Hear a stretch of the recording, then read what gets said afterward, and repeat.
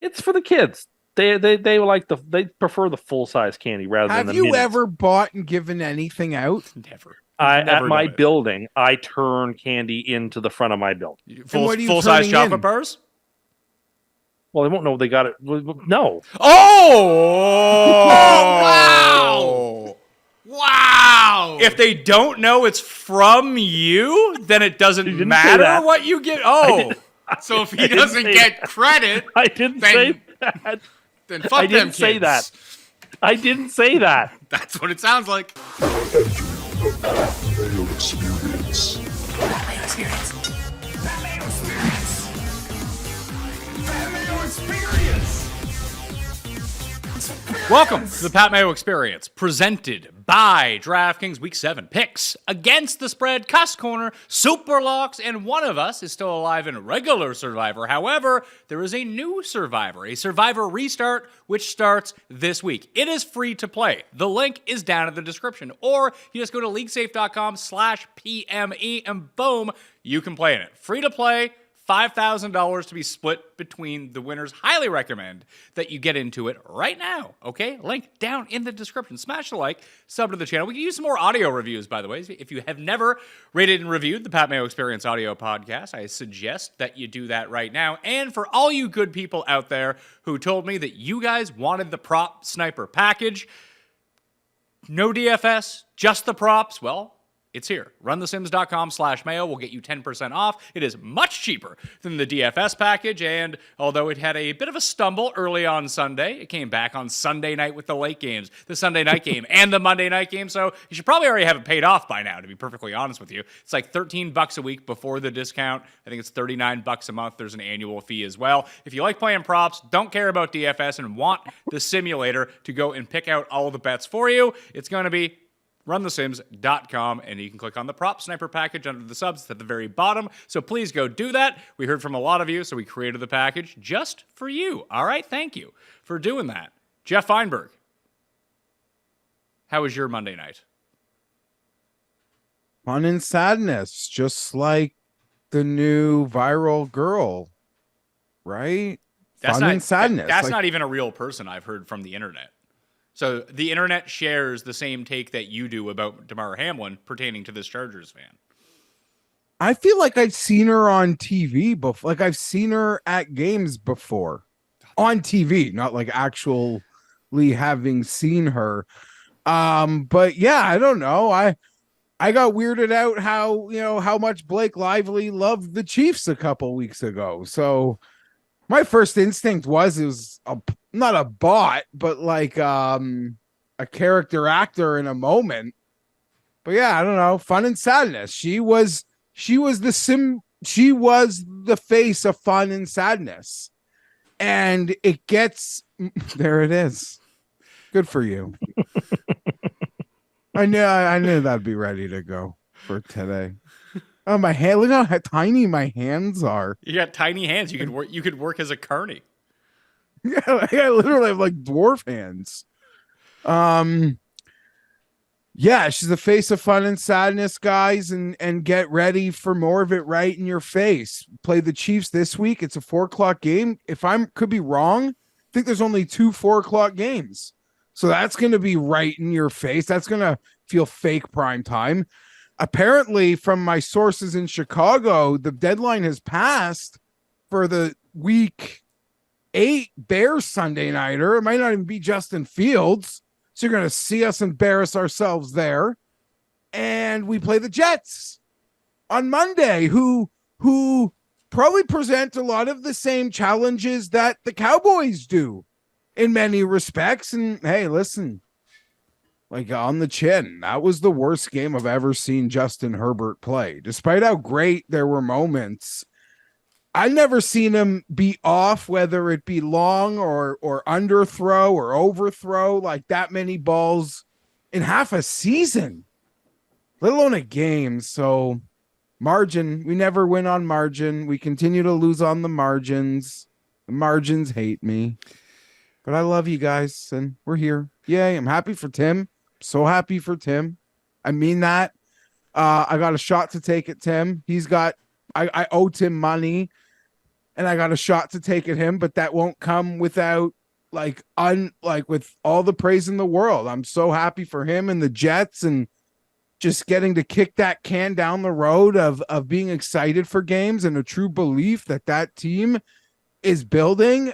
So great for him and for them, but not for me. I'm just sadness, fun and sadness, but sadness. Well, Paul's behind the camera. The coin is in studio, and well, you might be happy for Tim about the Jets winning. There's a person who's even happier than you for Tim about the Jets winning. It's Tim Andergust. Tim Andergust. That's not my name. Yeah, look, it's great. Then, Jeff's the main reason that Geoff is really happy is because Aaron Rodgers is on pace to take away that Damar Hamlin Comeback Player of the Year award. And so he's coming down the back stretch, and when he plays in like week 11 or 12, which things are starting to trend that way, that'll be it for that award. That'll be his. He'll be an alien. How's that even possible? I don't know. He believes in the power of healing crystals and prayer and good vibes, and he's also in excellent shape.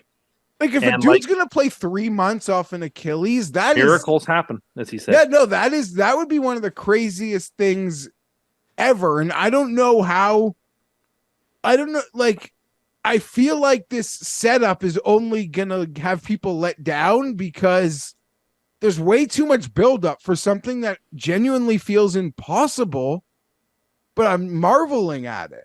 What if he comes back? But like he can like barely walk, but they start him anyway, and he's absolutely terrible, Tim. Is that worst case scenario? No, that's not the worst case scenario. What's the worst case scenario?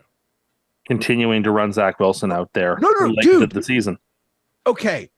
You can win by scoring 14 or 17 points a game.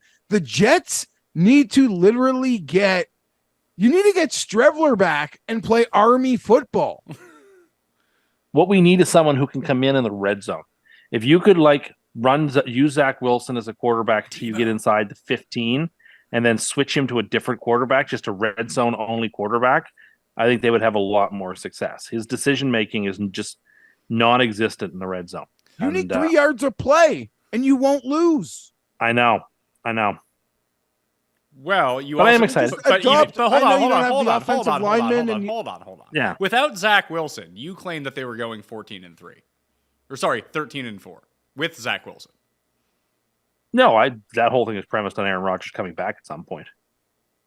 That wasn't a which part. Now we know which was always a part of it when we know for a fact he's coming back now. So what do we know?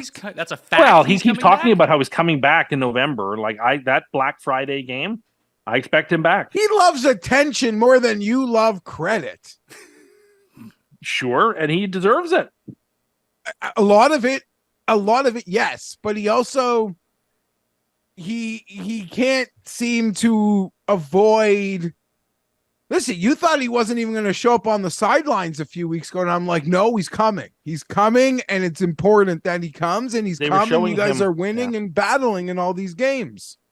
It's exciting. It's exciting that we're seeing like some miraculous levels of progress, and this is where we are. But you see this. You see people sometimes recover unbelievably fast from injuries. I remember in the Blue Jays playoff run when Stroman had no chance to come back all year, and then he made it back for the playoffs. Like, these things can happen on occasion. Just because it never happened before. As Aaron Rodgers said, just because something never happened before doesn't mean it's never going to happen. Okay. Well, let's see if he's back by. So not only like back by the end of the season, he's going to be back by Thanksgiving. That's the plan. I think the Week 11 game against the Dolphins, or Week 12, whatever game that Black Friday game is, I think that's we're looking towards. I kind of now expect him to play that game. I wouldn't have said that a month and a half ago. I would have said it was impossible. But I'm reading, like Geoff said, that it seems like people are going to be so let down if this doesn't happen. Like, I really don't believe this would be out there if there wasn't a legitimately good chance of it happening. I don't know about that. I think it's just a way for people to get clicks on stories at the same time, whether it was true or not. I don't think he doesn't need clicks on stories. Geoff just said he loves attention. And also, he gets paid a lot of money to be on the McAfee show every week, as it turns out. I believe it. But, he doesn't need to spin that yarn because then, like, sooner or later that bill comes due. What happens the week after, the week after, the week after? He just said, like, hey, the recovery's not going like I thought it was. I thought we were making great progress. It didn't happen. Sorry. Amazing. On. Imagine the criticism he'll receive if he doesn't play 3 months after tearing his Achilles. Well, my hopes are now up, so. Yeah, that's unfair. That's silly. That's unfair. It was only going to get people like me to have our hopes up by putting this news out there. You mean Yeah, insane him people? throwing passes. Yeah, he's out there throwing passes on the sidelines. Yeah, because Taylor Swift was at the game, and he didn't want her to have all the attention. She wasn't at the game on Sunday against the Eagles. There he was. They were showing him pregame, running around, throwing passes. No, they weren't. We weren't even watching the pregame for that because it was preempted by Yes, the we other flipped game. it over early, No, and it they wasn't. showed It was him pre- throwing on the was pre- sideline. It was preempted by the game that we were watching. Yes, it was. But remember how you asked what network it was on, and they showed before the game started, like that 20-second, like sort of preview of the game during one of the preview commercials, and there was Rodgers running around. So yes, was preempted, but also you get that 20 or 30-second stinger intro to a game that hasn't started yet. That's the same as happens at like 1:35 on the Fox network before the games kick off too. I'm dubious about what Tim recalls happened to him in life and things that he has experienced, Geoff, because he was claiming to me that he was with me in this round that I made an eagle, and he very clearly was not there with Standing next to you in the fairway. He wasn't. And it's really... I checked my journal, and I wrote that down. It's really terrifying how he thinks he was there. I wrote it in my journal. I checked it out. Are you sure you didn't write down, Pat told me he made an eagle today? No. Because I was playing by myself. Right next to you. You weren't right next to me. Like this is a real problem if you think that this happened. This is a real problem that if you think it didn't happen. Tim, you weren't there. I was standing next to you in the fairway. Why would you be standing me next to the fairway? But just think about that. I was for a watching you second. hit. I was watching you Go hit. get your journal. Read the entry right now. No, I'm not going to do that. Because he doesn't fucking have it. Sort through them. Because he's lying. I have to go sort through them all again. I don't remember the date. I'd have to go find the date again. No, Pat could search like I made an eagle by my something in the group chat. Like you could find that on the phone, like for the date, maybe. I mean, it was what, August of last year sometime? Oh, I mean, I'm in the middle of hosting a show, Geoff. I can't just be on my phone. No, it's a little farther back like than I And here Geoff used to produce sports television. Doesn't know how the producing game goes.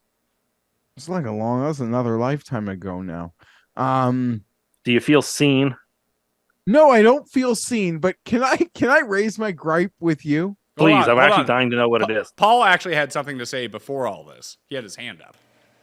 Kind of just dawned on me that, Tim and A-Rod, Frogers as I like to call them, are kind of perfect for each other. Why?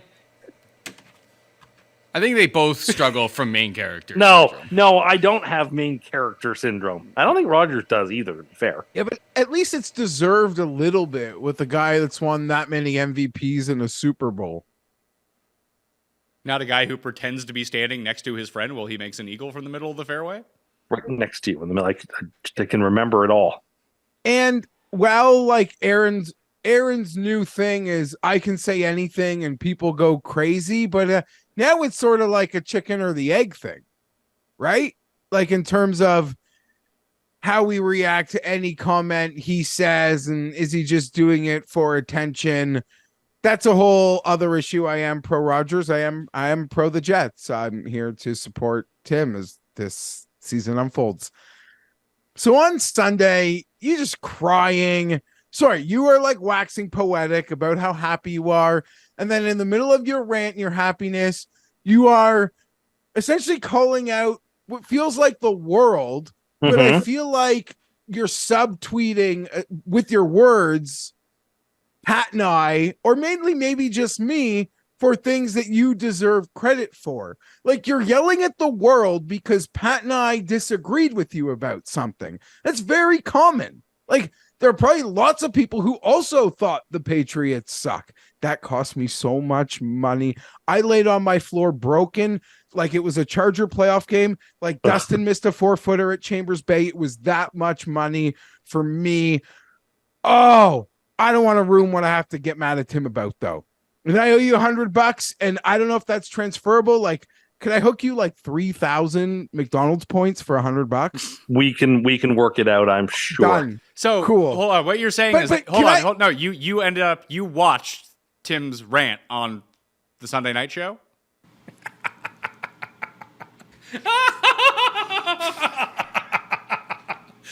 How do you fools look now? You wrote us off. Now what do you got to say for yourselves? Huh? Now what do you have to say? The Patriots are the worst team in the AFC. The Jets are the most impressive story in the AFC, given what they're working with. They won the game today against the Eagles, who were the NFC champions, and the Jets didn't have their best corner, their second best corner, or their quarterback. They didn't have anyone you could even name on the offensive line who's any good.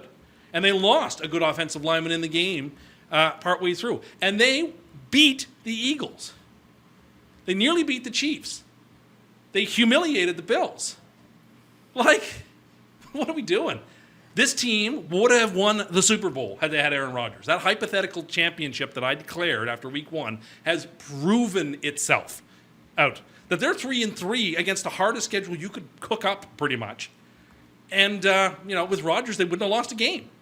Put it this way. When you beat the Eagles the way they just did, as undermanned as they did, and the way they played the Chiefs to the gun, who can't they beat? Like, you people have all lost it. This team is right there. Don't write their obituaries. They're not done. Oh, man. This team just showed you what it can do, what it can be, and what it could have been. You said they were done. I was in a glass case of emotion, okay?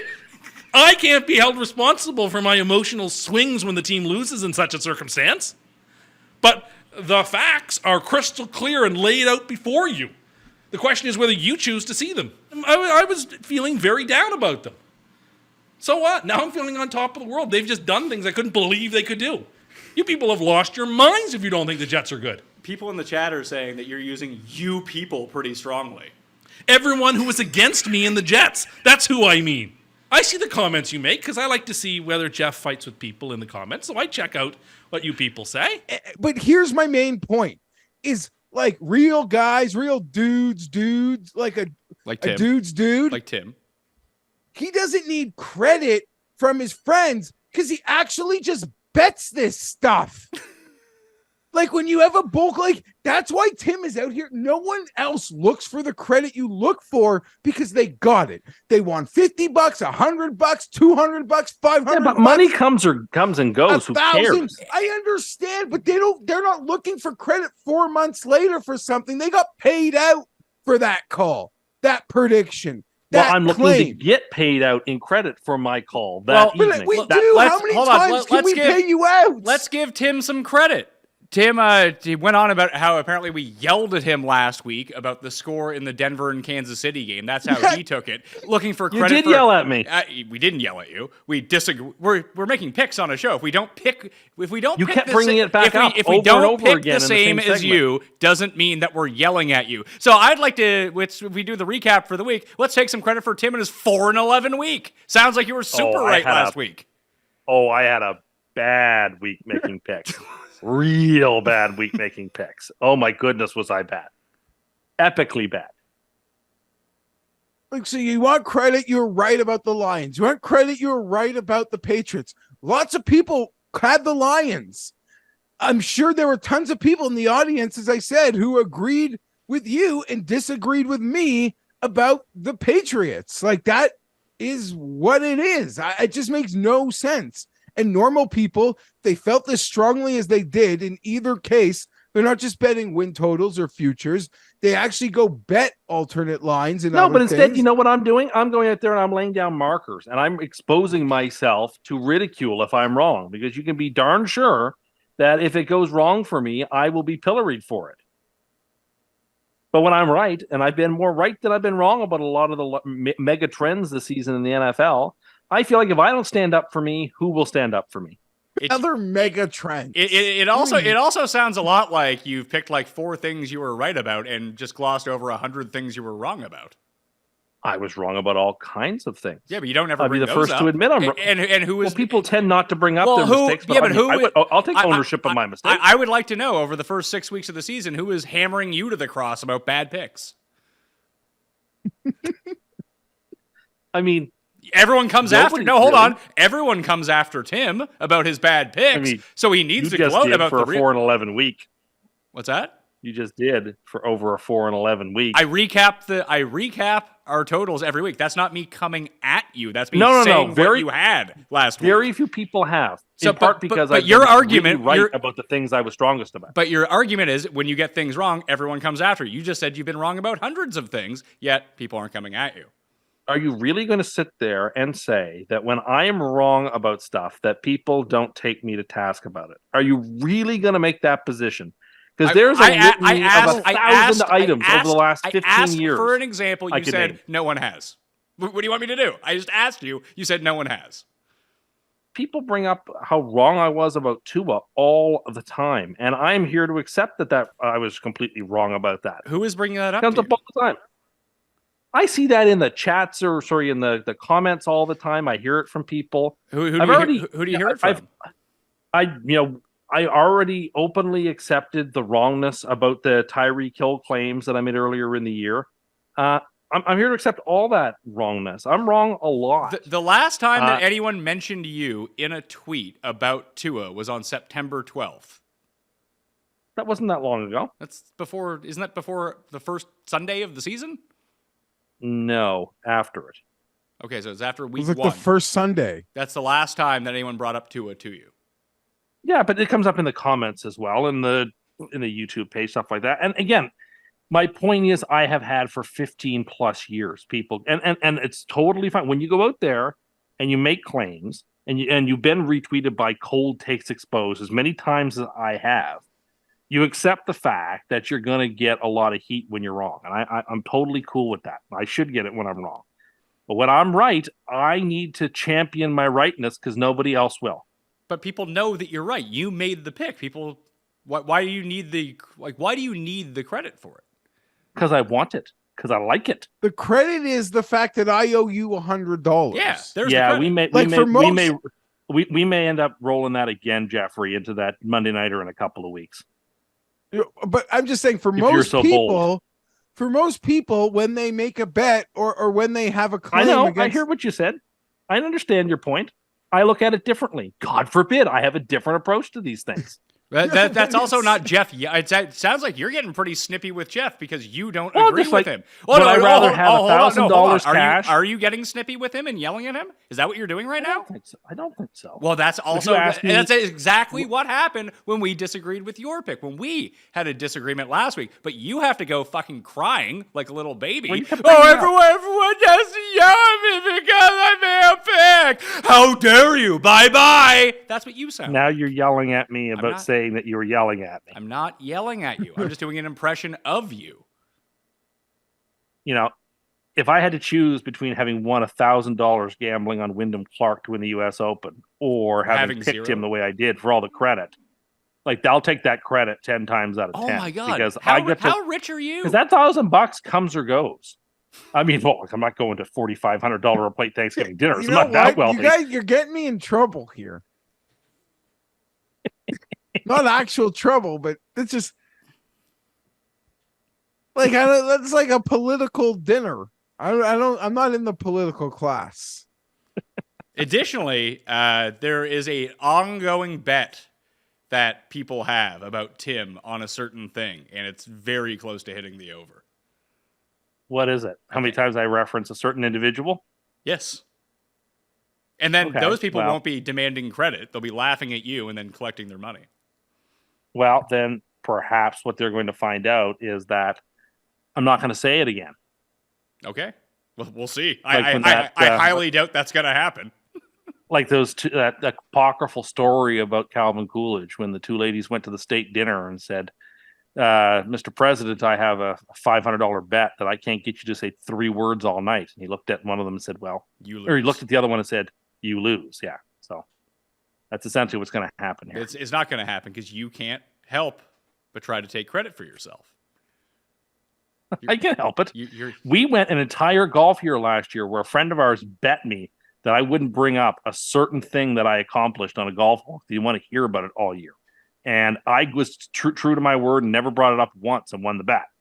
okay. We'll see if you can hold off on this one. See if that one ends up working out for a certain individual or against multiple certain individuals. Well, I'm also glad I don't know who's involved in this bet. So I can't or who's on what side. that's what I mean. So by can't me know. saying I'm just not going to say it anymore, I don't know who I'm advantaging or disadvantaging. This is true. So, Geoff, I played the clip of Tim's crazy rant. You're looking pretty good for the most insane right now. See, I disagree. And I said to you outside after the show, it doesn't matter anymore what I say. People are looking for a permission structure to vote for Geoff. Only thing that matters is what Geoff does. And all Geoff has to do is a couple additional crazy things, and people are going to say, to heck with it. I'm just going to cast my ballot for Geoff. It kind of doesn't matter what I do. Water is as wet as water can be. I can't get any more wet. To the people who think they should vote for me, they don't need any more evidence. Anybody who's like, well, we'll see how we vote. I can't make my case any better or any worse. It all hinges on Jeffrey's behavior. So your entire campaign is apathy from the voter. My whole campaign is that it's time for a change. It's time to vote Geoff. Well, if you're tired of casting the same ballot year on year, Geoff has given you a permission structure for a 1 year to lend your vote to him. And I think you should do it. No, because I think I got room to be crazier and to win this award. This year isn't even close to over. On merit one day. But I don't think this one yet is going to be it. And even when I do, you put up such a good fight. So we'll see. Well, because now I'm on twice a week. That's the problem. Oh, so it was unfortunate. No, Geoff. it's not a problem. It's a problem that you're on twice a week, but Geoff has to be on 52 weeks a year. Yeah, I mean, I shouldn't say it's a problem, but I'm now doubling my exposure. Well, but you still appear fewer times than Geoff does by a pretty significant margin. Yeah, but if we add up the viewership of shows, I don't know. The live, I don't know. No, the live show doesn't do as well as our golf show does with Geoff and I. The live show is good. I enjoy it. I don't know. I'm asking, but it's a actually question got of less ignorance. of a shelf life than probably the golf show. Yeah, the golf show does way bigger numbers than the live Sunday show. Oh, great. So more people are listening to Geoff. Yeah, but there aren't dedicated segments on the golf show to get me going the way there are on these shows. There's no dedicated segment on the Sunday night show. We cook for you. You think that would you like us to stop doing that for you? No, I would like you to continue doing that. Although I have to be more but cognizant. it sounds like of that all direction. It sounds like it's a real hassle for you to be fed. No, I just have to be more cognizant of that all directions mic, not to eat directly into it. What do you think next Sunday? You would have eaten Hold a on. corn dog like that at home? What do you think an all directions mic means? A mic that picks up sound in any direction that you speak into it. Which is not what you had in front of you. Sure, I did. No, you didn't. You have a directional mic in front of you. And somehow you manage to pick up every single thing that you chew into the microphone, yet you seem to have the inability to speak into the microphone. It's really crazy. It's You're a like over mystery, isn't here it? trying to talk, but every time you take a bite of something, it's right here next to the microphone where we that ask you is to very- speak into it. That is very strange. But I have, now that I've heard that is happening, that won't be a problem next week. I will endeavor to fix that. Well, we are equal opportunity here on the Pat Mayo Experience. We can't just run crazy clips of Geoff or of Tim all the time. We have to run a crazy or so clip of Geoff from time to time. So if people didn't know, Geoff tends to appear on Pizzola's live watch-along show where apparently he just breaks out rapping Limp Bizkit all the time. You know Limp Bizkit at all? Oh, I love that. I love that shit growing up. Dude, I could get into obscure Limp Bizkit shit. Oh yeah, like break Not stuff. even obscure, but Yeah. Just one of those days. Oh. Like a freight train. just one of those days. You don't really know why, but you want to justify ripping someone's head off. Yeah. No human contact, but if you interact, your life is on contract. Your best bet is to stay away, motherfucker. It's just one of those I days. can't believe I like that. Amazing.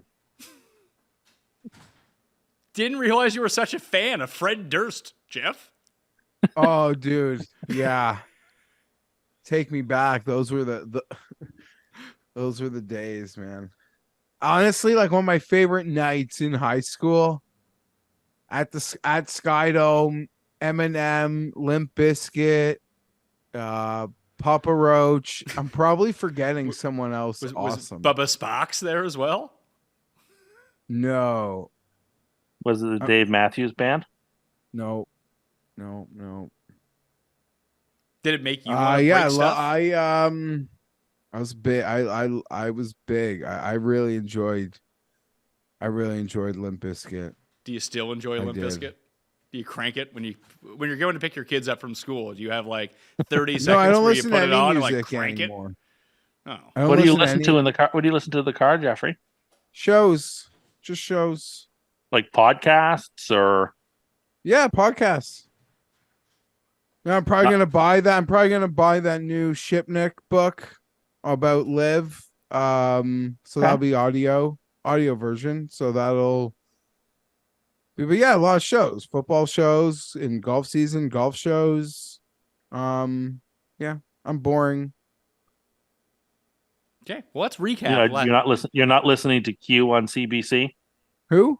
You're not listening to Q on CBC radio while you drive around.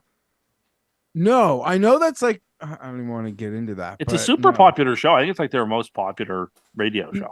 Yeah, I don't really care to get into it. I never listened to it once. I don't even know what channel it would be on the dial. I'm guessing it's on CBC Radio. Yeah, I Yes. wouldn't even know what that is. Although they probably do. It's funny. Sure you do. I talked to Paul the other day that I've like since I moved here, we have 2 cars, and between the 2 cars, I've driven every single day that I've been here, and I don't think that the radio has been like clicked over to in the entire time we've owned these cars. No, so the only radio I'll listen to is on the road, listening to a Jays game, I guess. But that's not that weird. I can see that. I don't drive far enough to I can not listen or not watch for like 10 minutes, and I think I'd be good to go. Couldn't imagine listening to the radio. That seems crazy to me. I listen to non-music radio. I like talk radio.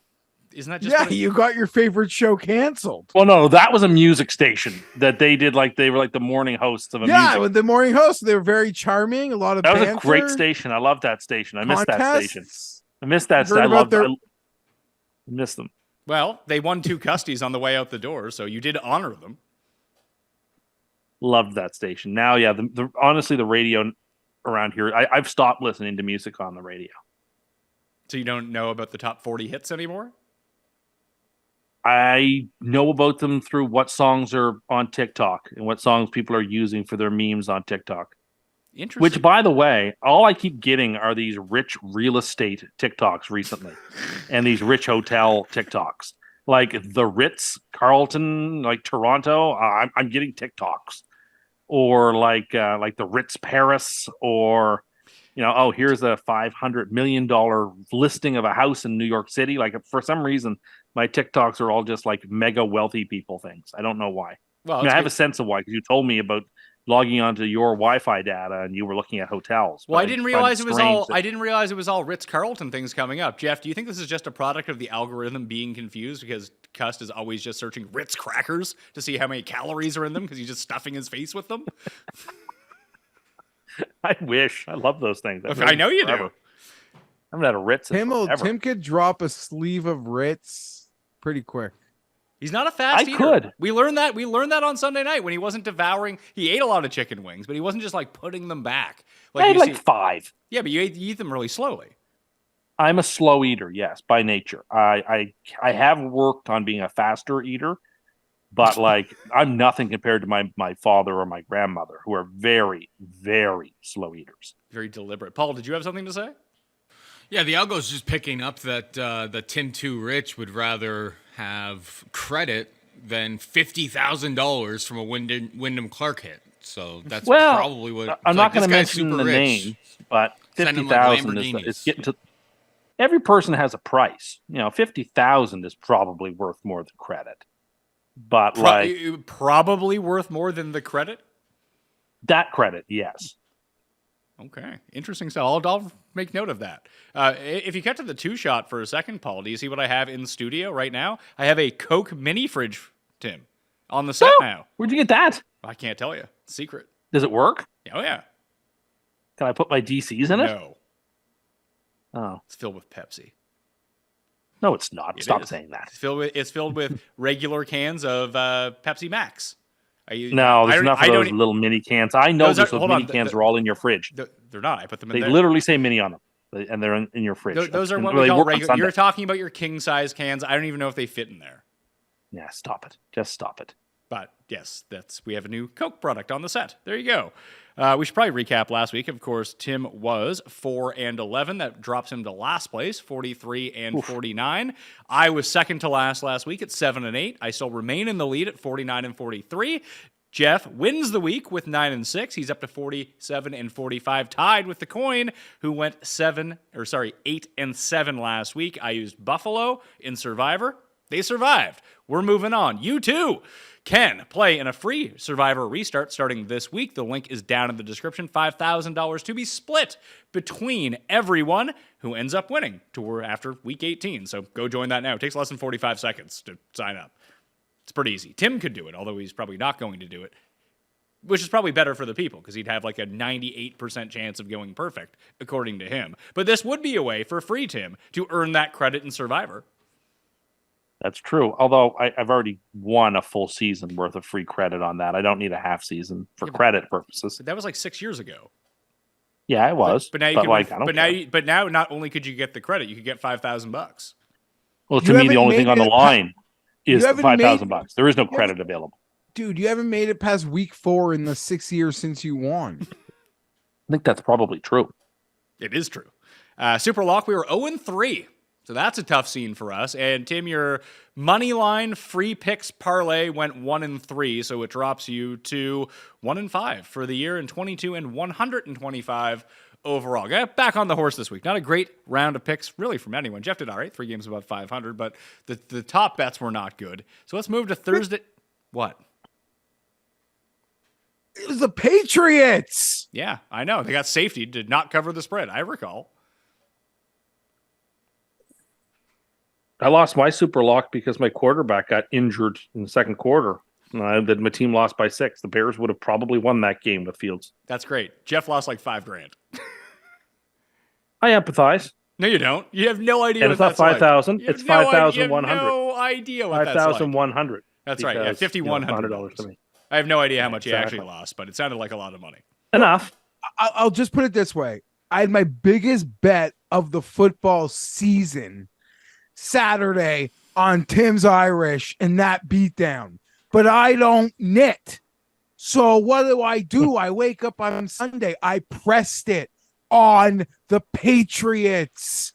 I was like, bro, just like inject a Nick Kading missed kick into my life. I just was broken. I don't know, a bet, no game, and really nothing's broken me like that in a long time. So I guess I care about money. I would recommend if losing a bet like that is going to break you, I recommend maybe you don't bet for a few I don't weeks. mean broken, but like I could not good lose for your mental health.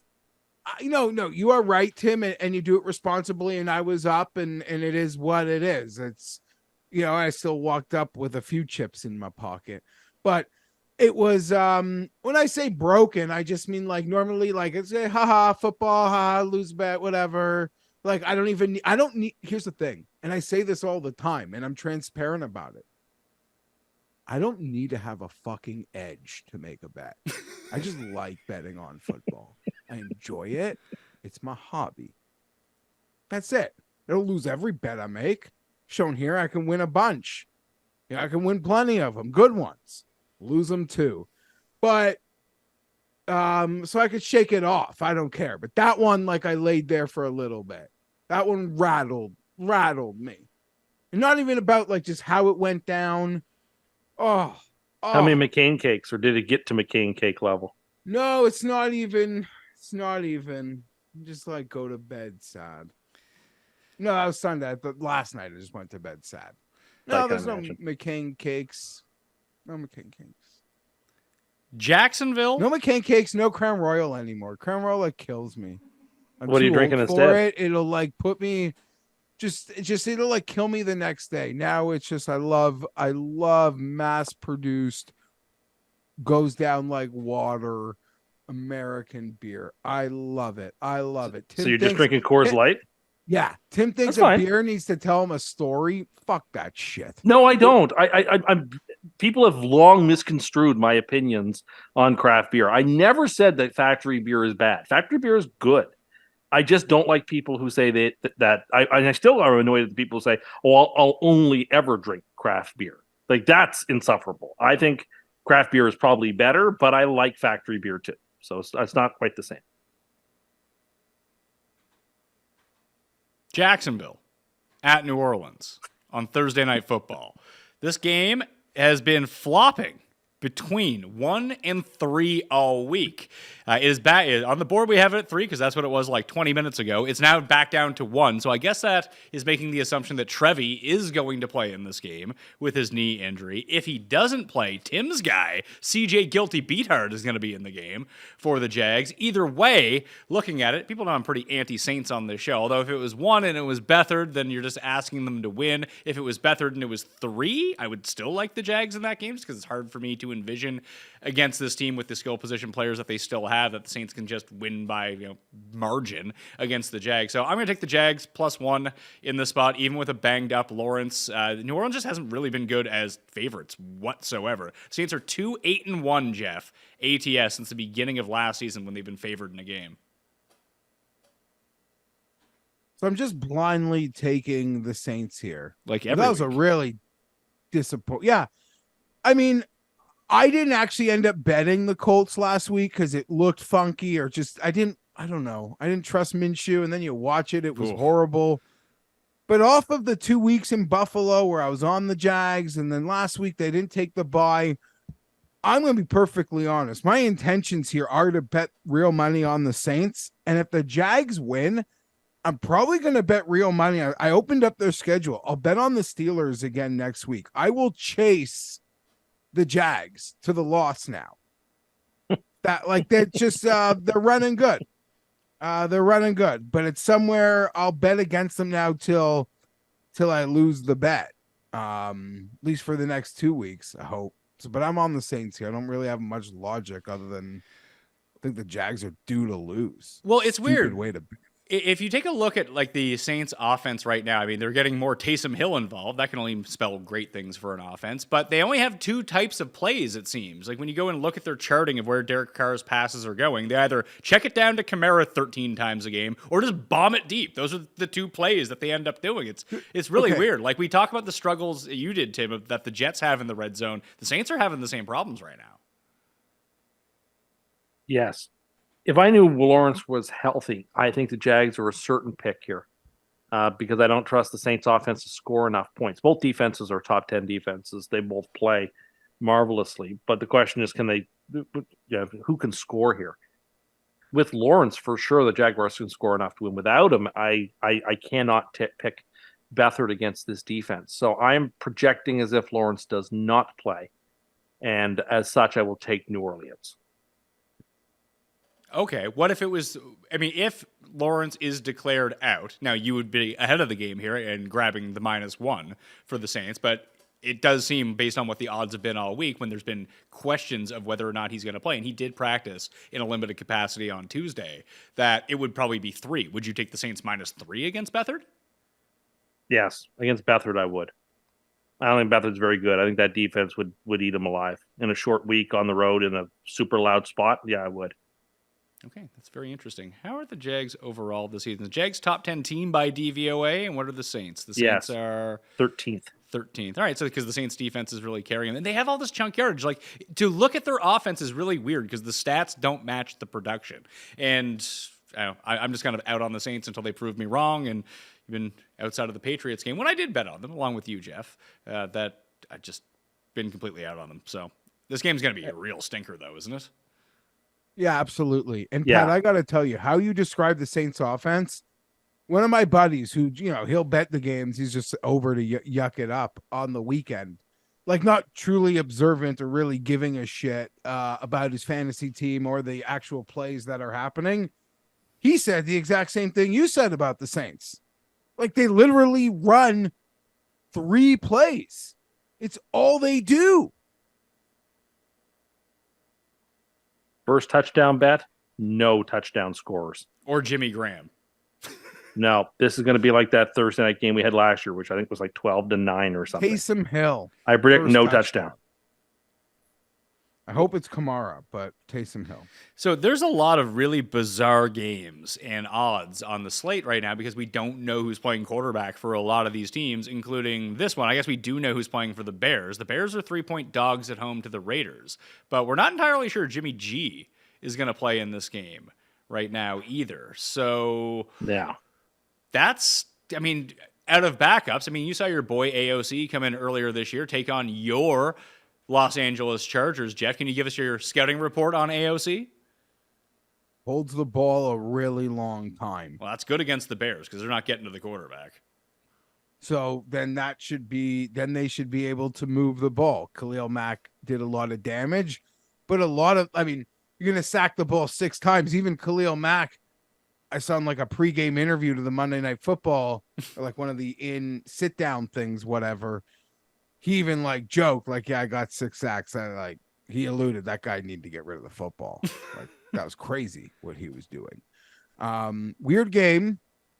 I selfishly, after the Chargers lose to the Chiefs this week, because it's all about the Chargers for me, really hope Justin Fields isn't healthy next week. Don't really know the timetable on whatever they're saying on the thumb. I'm going to take Chicago just because the narrative can get really weird. But the Raiders are about to be over 500, and well, guess going to have to give Tim more credit. And the Giants are upcoming for them too. Total? I will bet the Raiders win total under right now. Whatever the advanced win total is, the live in-season win total, because they are 3-3. Let me pull it up. I will crush the under. It's probably still so low, though. That's the problem. We ended up watching a lot of that game after Fields ended up going out and Badgett was in the game. And he actually had one like disastrous drive to start. And then to me, actually wasn't so bad after that. I thought so too. He obviously looked very bad on the drive where he fumbled, but then he was relatively competent. The number is still 7.5, Jeffrey, by the way. What's the juice? It is plus 125 to the under, minus 150 to the over.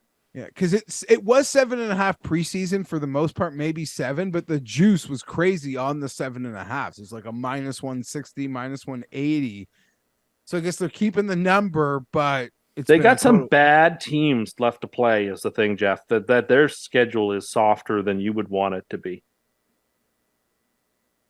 Are you? Right, well, I didn't bet it, and you didn't want to. No, but I'm just saying, like they have. You want a lot more than $100 off me, buddy. I appreciate that fact. You let me off the hook. I mean, are you willing to now completely capitulate that the Patriots are the worst team in the AFC? Because I think we're there now. Listen, not just the worst it's all team. Possible. It's all in play now. Judah, I didn't foresee a cut. I was wrong.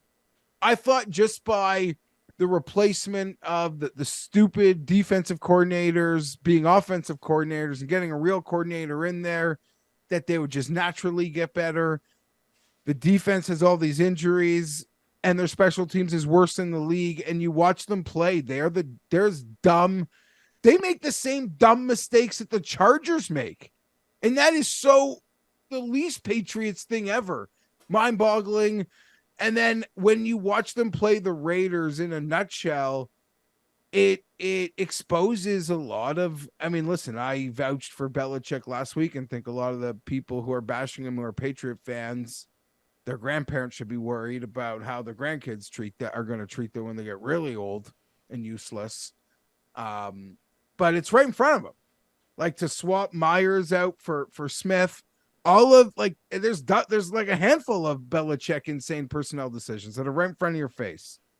So I concede it's all real, and you could be true in the weeds and maybe say it's like a master plan there now to tank, and it could be smart. I don't know what the future holds there though. Doesn't look too bright other than that draft pick. The coin is taking the Bears. Geoff, you said you're taking the Bears as well? I'm taking the Bears. Okay. I'm not. You're going to take Vegas? Yeah, Adams should have a field day against that secondary. I don't think the Bears have much resistance to put up with the Raiders. I like the Raiders here. I'm going to take Chicago, just 3-point dogs at home. Maybe we get some crappy weather. I still don't think Vegas is good. So if they This lost, is exactly my logic that led me to Chicago last week. yeah, that's fair. But I thought that Minnesota is kind of good, and they're not, especially with like that offense The looks Raiders bad. That offense are- looks what? The Raiders are horrible. They let horrible teams. Dig They up, let the- stupid. They let the worst teams in the league just hang around with them for no reason. The Packers game, they should have kicked their ass. The Patriots game, they should have kicked their ass. The Chargers game, they probably should have won. All right, well, let's go to Cleveland and Indy are up next. Indy's a 2-point dog at home. I guess PJ Walker is most definitely playing quarterback for the Browns based on this line. So another week without Deshaun Watson. Minshew obviously starting for the Colts. Does this line seem weird to you? Like it should just be way bigger? Far too short. Yeah, I know, but is Far it, too short. Are we getting trapped here, or is this just like, let's bet the Browns and we'll go on our way? We are certainly buying the Browns at the top of the market. There's no doubt about that. This is another dig up stupid situation where they're just going to keep rolling Minshew out there against a defense that's going to eat him alive. Yeah, I don't, unless PJ completely tries to throw his team out of the game and things bounce Indianapolis's way. I don't see it. I think the Browns will smother what Indianapolis is going to try to do out there. They're going to have a whole pile of sacks and QB pressures. I love the Browns here. I love the Browns too, but maybe I shouldn't be like, maybe I should just think about this game. Like if I was making, I forget what we tried to guess this as on the show on Sunday night, but this feels like it should be like Browns 3.5, even on the road. Didn't Tambo say like Colts by 14? Yeah, okay, Tambos. And somehow he almost won. Jeff, do you Browns see it by a differently? bunch here.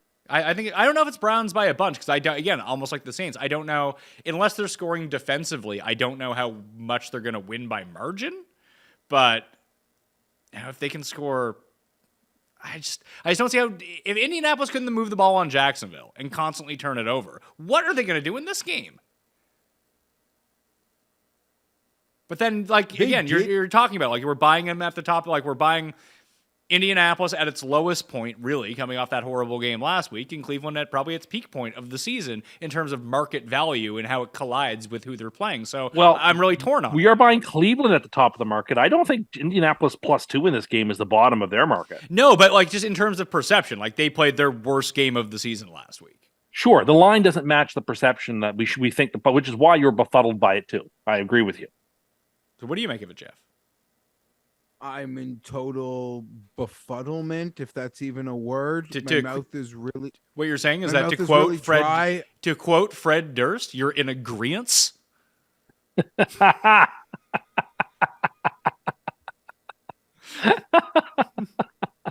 Honestly, my mouth is really dry. I feel like I've said a lot already on the show, so I'll take a break on this game by saying nothing. Other than the spread is weird. But let's be honest, even if it was Cleveland -1 like 8 days ago, you can make the case. I know a lot of games are really close, but there's an argument to make it's moved through 3 meaningless points anyway, or at least 2 meaningless points. So has it really moved to a point where it should change anyone's opinion? But the Browns are going to be bet at 90%, and they don't give that shit away. But I'm still taking the Browns out of principle. Want to get more water. Yeah, I just don't know. Do you think that Indianapolis is going to be Cam's gold pick, Tim?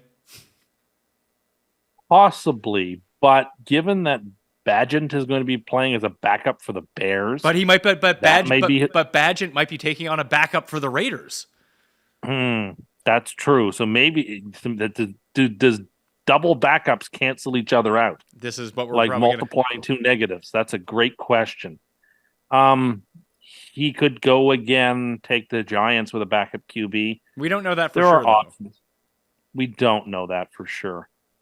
Yeah, that's a good question. It'll definitely be a topic of conversation. Then again, you could tell, the Browns also are starting a backup QB. So yeah, Buffalo and New England. New England is a 9-point dog at home in this game to the lackluster Bills, coming off of barely beating the Giants, followed the previous week by getting beat by the Jags. Yet I just don't know. Are we just writing off the Patriots? I know you said they're the worst team in the AFC, Tim. And if they are, they should get crushed by the Bills.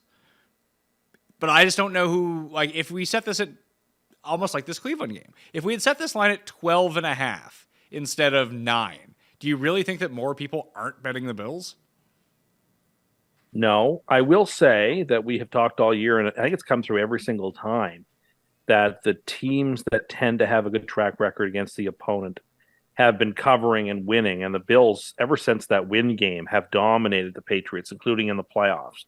But I want to cede my time briefly to Paul on this, because we had a chat before the Sunday night game, and he said, sort of, loosely, and I did too, well, if we lose to the Giants, he said, I'm going to be extremely worried. And I mean, they didn't lose, but it came down to the final play from the 1 yard line. So how are you feeling, Paul?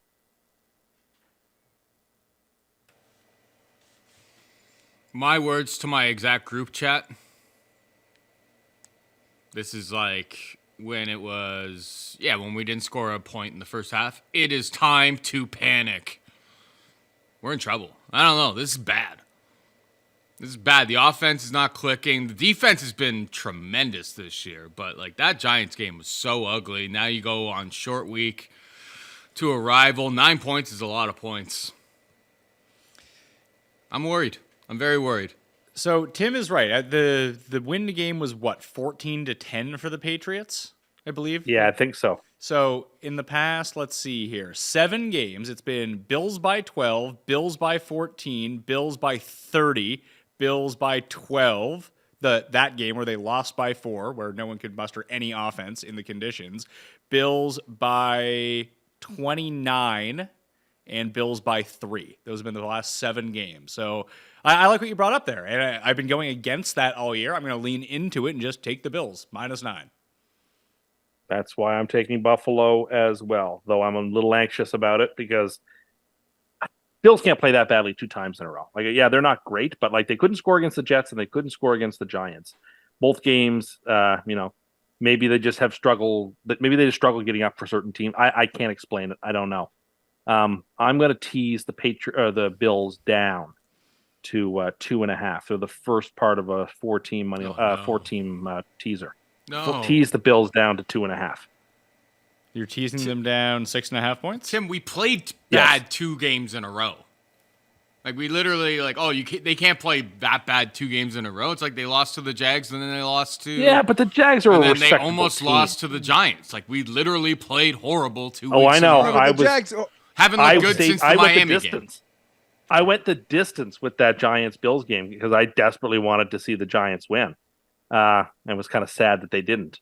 But yeah, I do think that against the Patriots, they're gonna take care of their business because no matter how bad things are in Orchard Park, they're nowhere nearly as bad as things are in Foxborough right now. So you get lucky.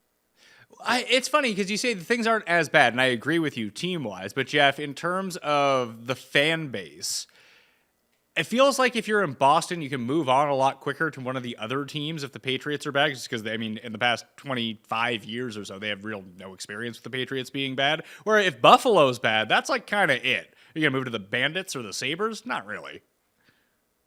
Well, Boston fans can watch the Red Sox in the ALCS, right? Do you have basketball and baseball starting? Who are you who are you making a joke at? Like you're calling out like one person with that. I don't even know who No, it is. it's just multiple Boston sports fans. They can't stay on the whole. You're making fun of a team for not being in the Final Four. Yeah. That wasn't even supposed to come close to it this year. Yeah. I'm enjoying thoroughly the failures of Boston sports, which we saw in the spring this year with the Celtics and the Bruins. We're seeing this year with the Patriots, and we saw with the Red Sox. It's been a real glorious time for those of us who are, Boston sports haters to watch every one of the Boston sports teams flounder in their own unique and amusing way.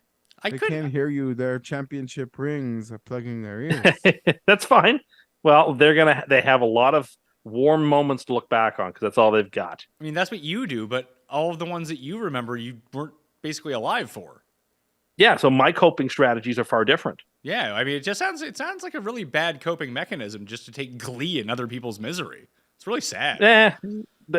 Whatever.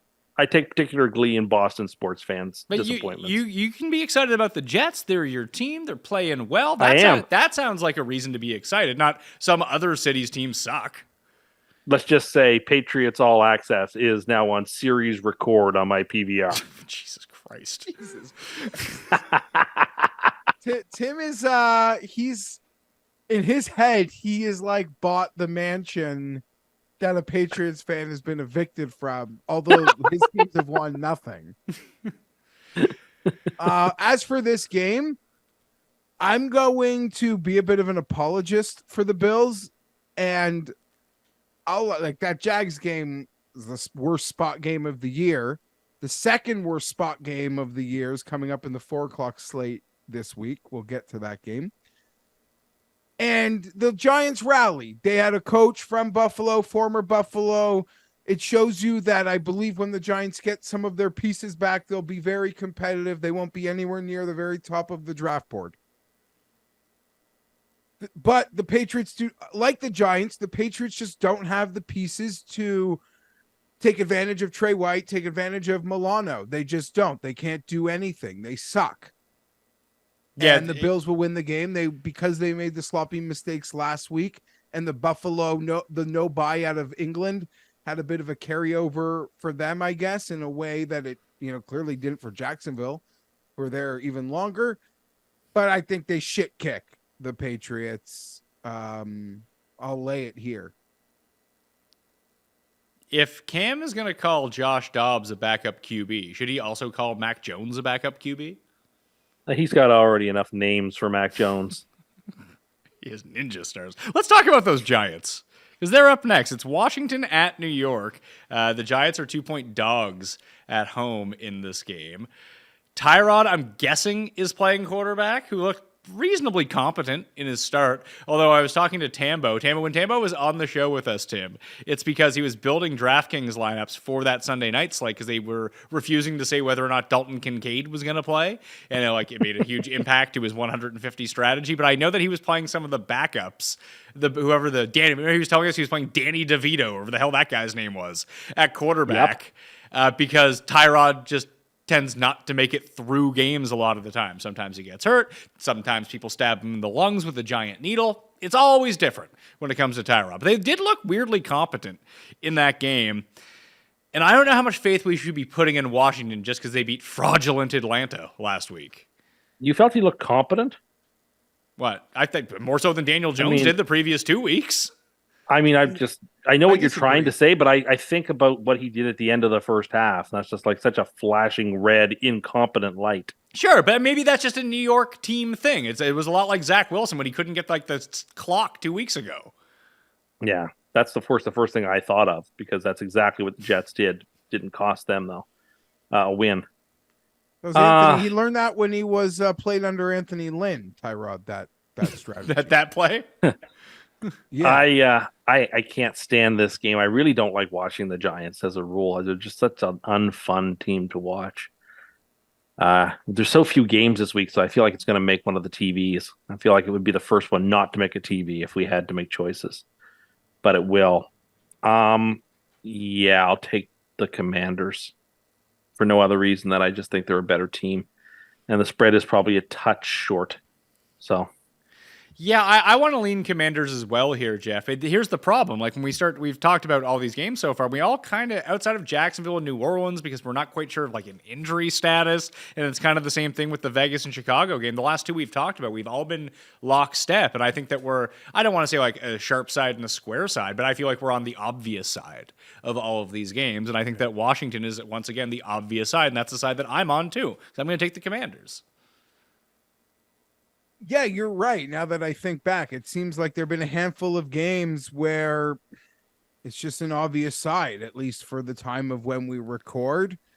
Could feel it happens where I feel a lot different about a game on Sunday morning than I do talking about it, much earlier in a week as you sort of see what people much smarter than you are saying and how lines are moving or injuries.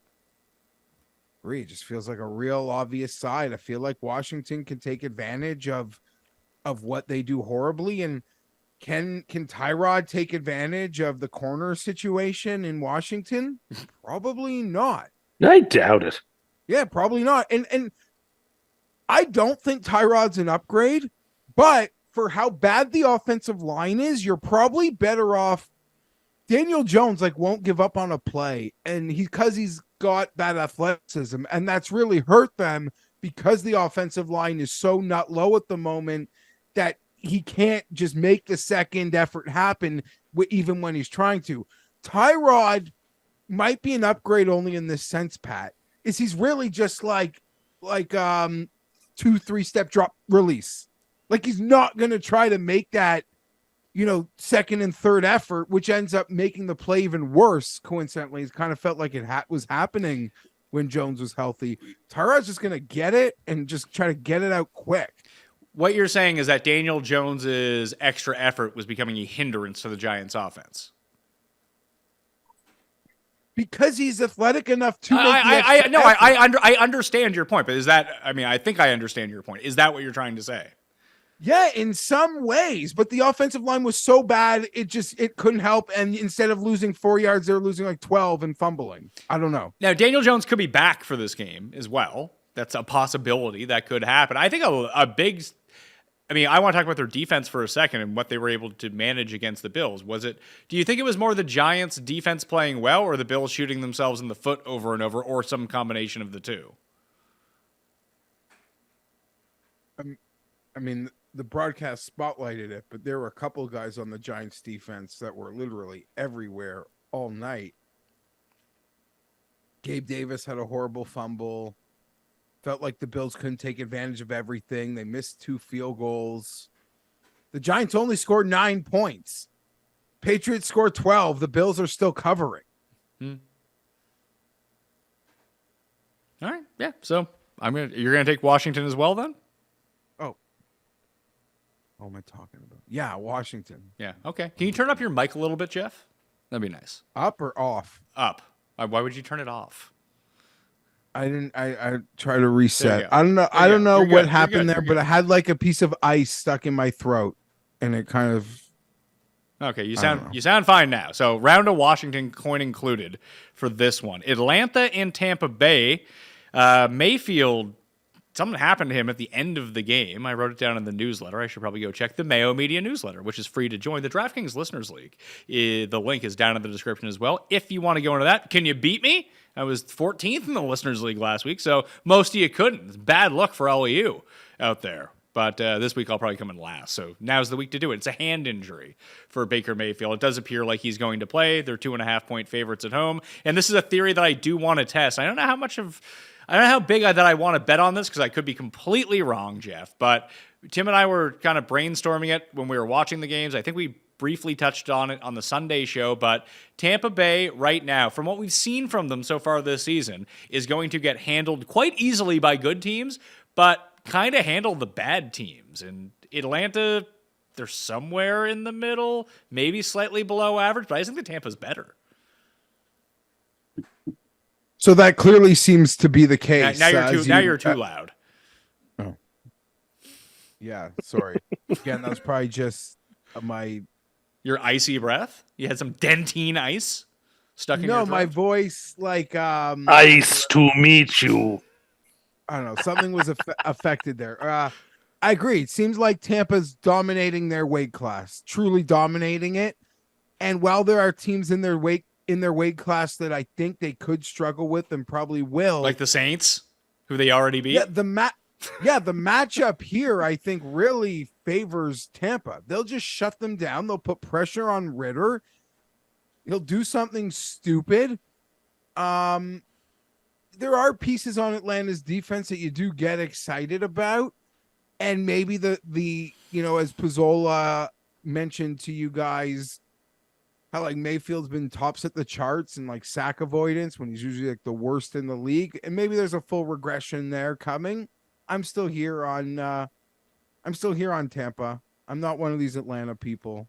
Well, so you're going with Tampa with me -2.5. I think the big thing, like these numbers are popping up for Baker Mayfield about how good he is under pressure. But Tim, he's been sacked 4 times this year. He's just not facing a lot of pressure. So it's a pretty small sample for when he's actually under duress.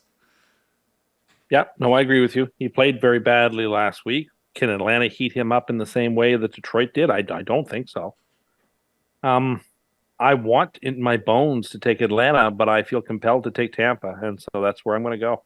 Let's see. Atlanta is 4-10 against the spread in their past 14 games against a top 10 run defense. That would be the Tampa Bay Buccaneers right now, and it feels like there's still preseason feelings. We get one of these teams every year. Like, people really want the Falcons to be good, and they're not bad by any means, but they're just kind of overrated. So when you see like a glimmer of hope from them, and I think a lot of people saw that in the second half against the Texans, where Ritter played really well. And Ritter played poorly.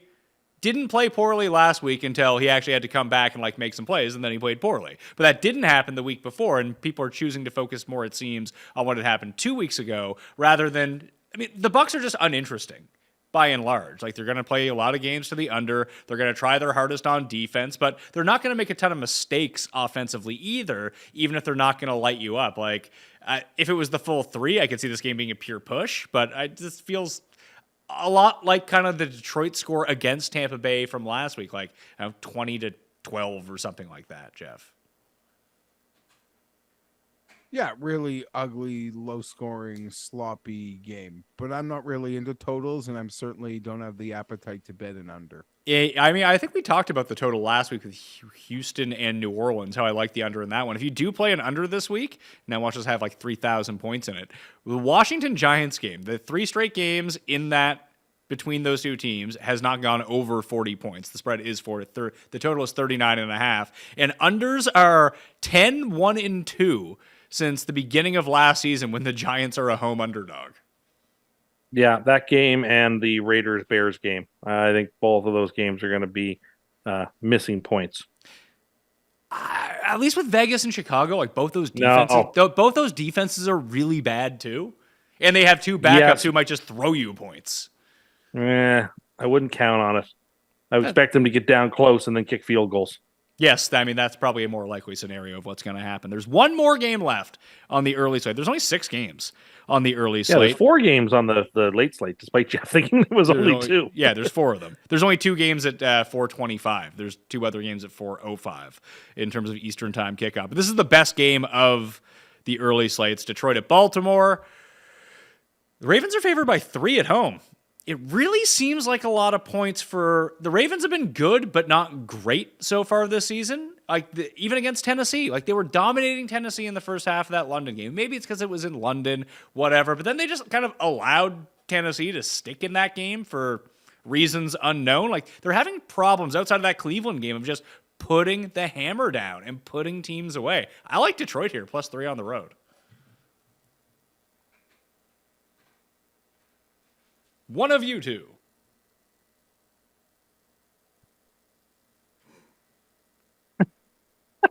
Is my earpiece broken? Or is it just are people just not talking? Tim loves the Lions. Lamar is his stand for. So yeah, I mean, I love the Lions. I'm teasing the Lions up. I don't know what else to say. Like, if this might be the last time Detroit is an underdog in a game all year because they don't have the Eagles or 49ers on their schedule, and they don't play like the Chiefs or anything anymore. They already beat them. So, like if you believe as I do, the Lions are one of the 3 or 4 best teams in the NFL. They should not be getting 3 points at Baltimore. This game should be like Baltimore by 1.5 points, not 3. That's a line I think is unjust. There's real value on the Lions here. They should. I think this they're going one falls into the obvious category because it doesn't kind of obvious to take the Lions here. I mean, people say, well, Goff outdoors, he struggles, but like he hasn't struggled his last couple of games outdoors. He's won them.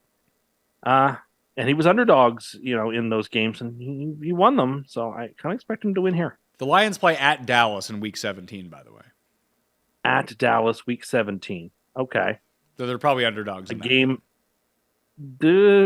Maybe. If the Lions are like 13-3 or something, or 13-2 going into that game, they're probably going to be favored.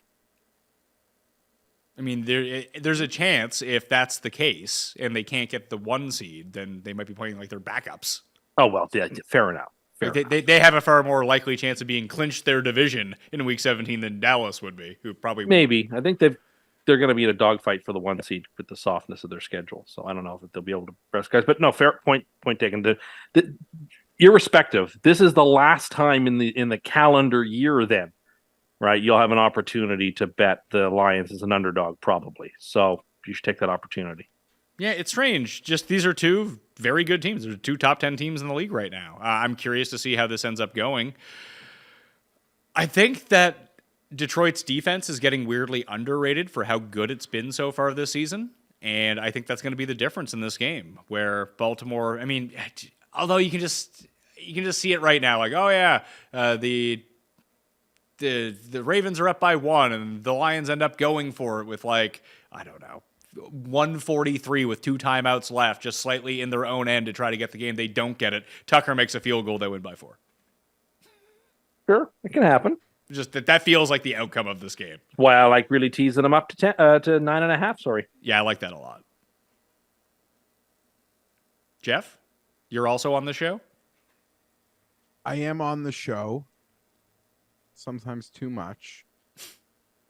Would you like to be on? Would you like to be on the show less? No. I'm good. I just have a question because I agreed with you earlier in this 1 o'clock slate that it felt like a run of games that were obvious. Do you feel that way about this game? No, I don't.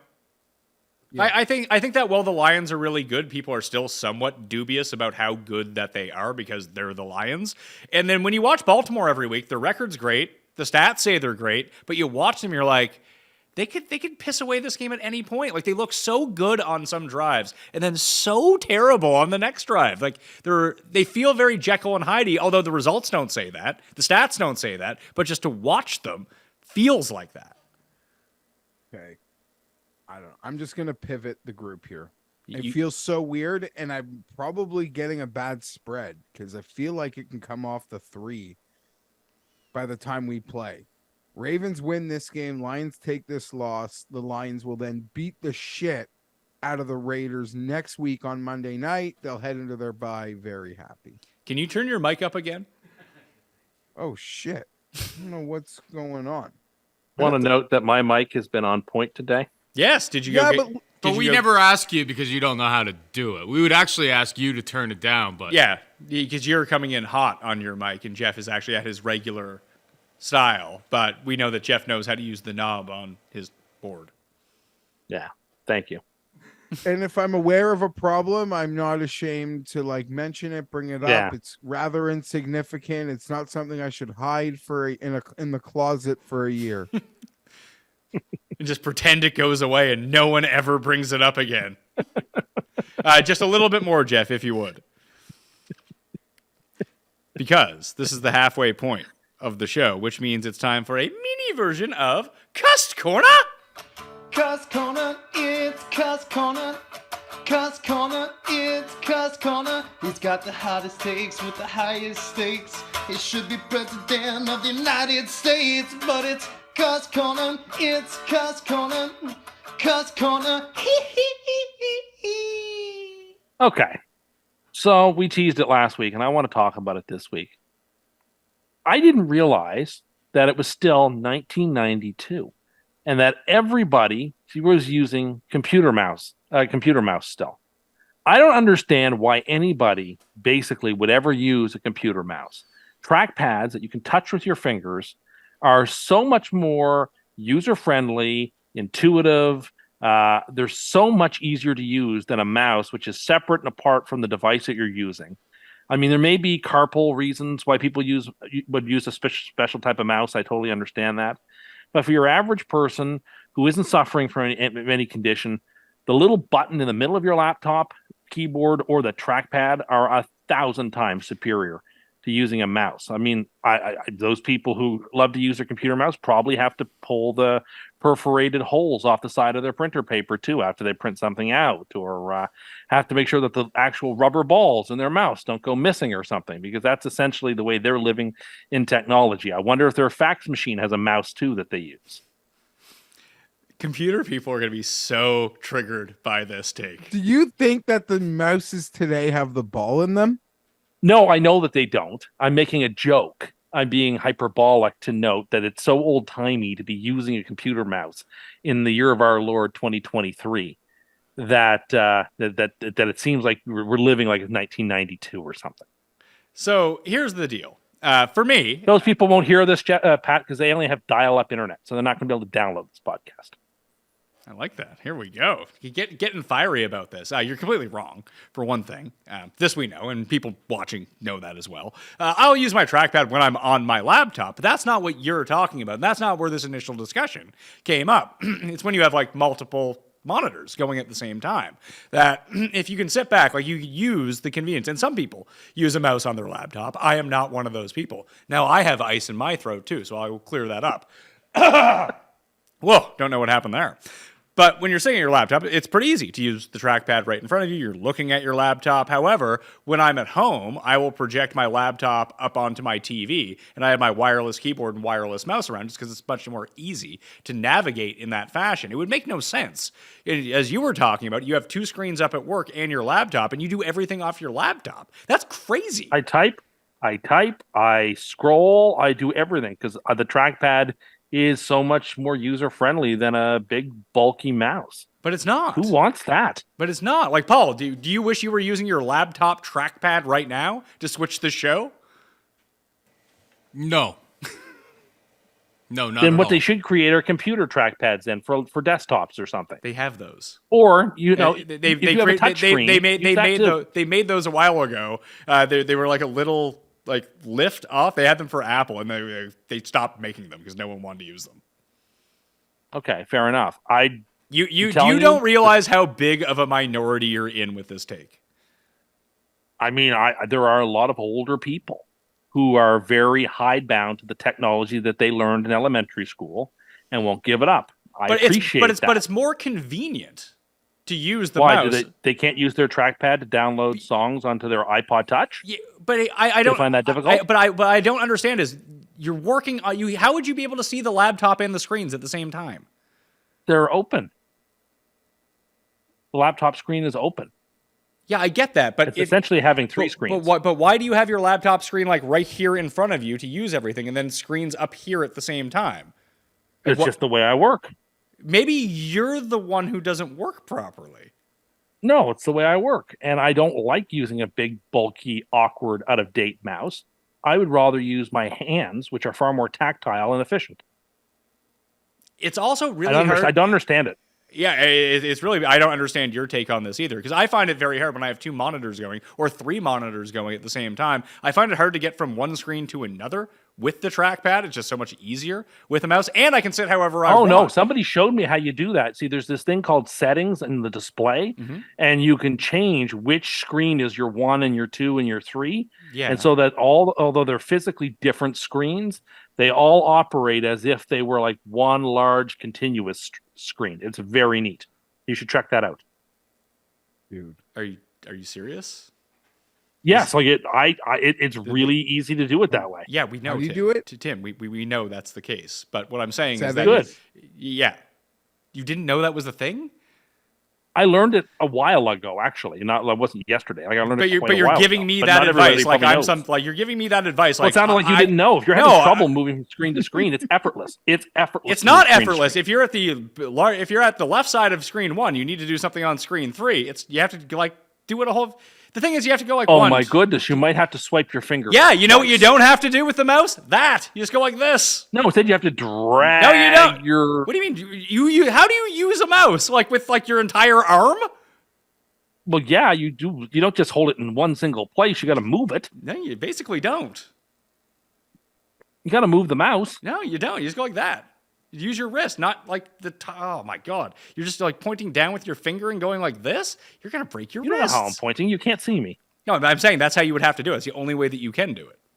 I used to have one of those mouse pads that had that rubber cushion thing built into So it. you haven't used a mouse in like 15 years. Since you bought a laptop, you haven't used a mouse. Probably no. I used to use one at work for a while, but no, I don't anymore. I don't know. People who are professionals, especially people who work in computers, you're going to hear from them. Is all I'm saying because they're right. Well, And am I? Yeah, you When are. are they going to mail their letters in so that I'll know that they're coming? Will it come by steamship or will it come by telegram? I just want to make sure I'm ready for when they send their very frustrated message to me about how they love their computer mouse. Honest to goodness. You've killed poor Hey, Geoff. no, it's You've killed poor well, Geoff. it's a rare instance where I know I'm ahead of the curve on technology on this, and these poor people are clinging to yesterday's technology and trying to pretend like it's like the wave of the future when the revolution has come and gone. It's all trackpads going forward or touchscreens. The days of the mouse. So having something external to your computer to use your computer seems so outlandishly old timey. You don't have a custom setup, do you? You still have Like you still have a tower to connect your computer to too, and So Tim has never. So Geoff, Tim has never like put like projected stuff up on screens and like sat on his couch, hung back with like a keyboard next to him and a mouse, and just like laid on his couch and scrolled. And that's like the better way to do it. He's like hunched over at a laptop, which for some I really don't understand the point of having external monitors and your laptop going at the same time. Why wouldn't you just project that on? I like to see things. No, I like to have the two monitors going and the third monitor going. What do you need all three of those? Not always, but there are days where I want something over here on the left, and then I want something I'm working on the right, instead of having to open and close different windows. That it's all in front of me. Yeah, but so you're using two. But what are you using the third for? For my email and messages and stuff like that. I want those on clean screens, so I don't have to like minimize what I've got open on my screens. I can just instantly see it. Oh my god, man! Like I love that you think you are like one-upping tech guys. Let me put this in terms you might Put tech guys in quotes.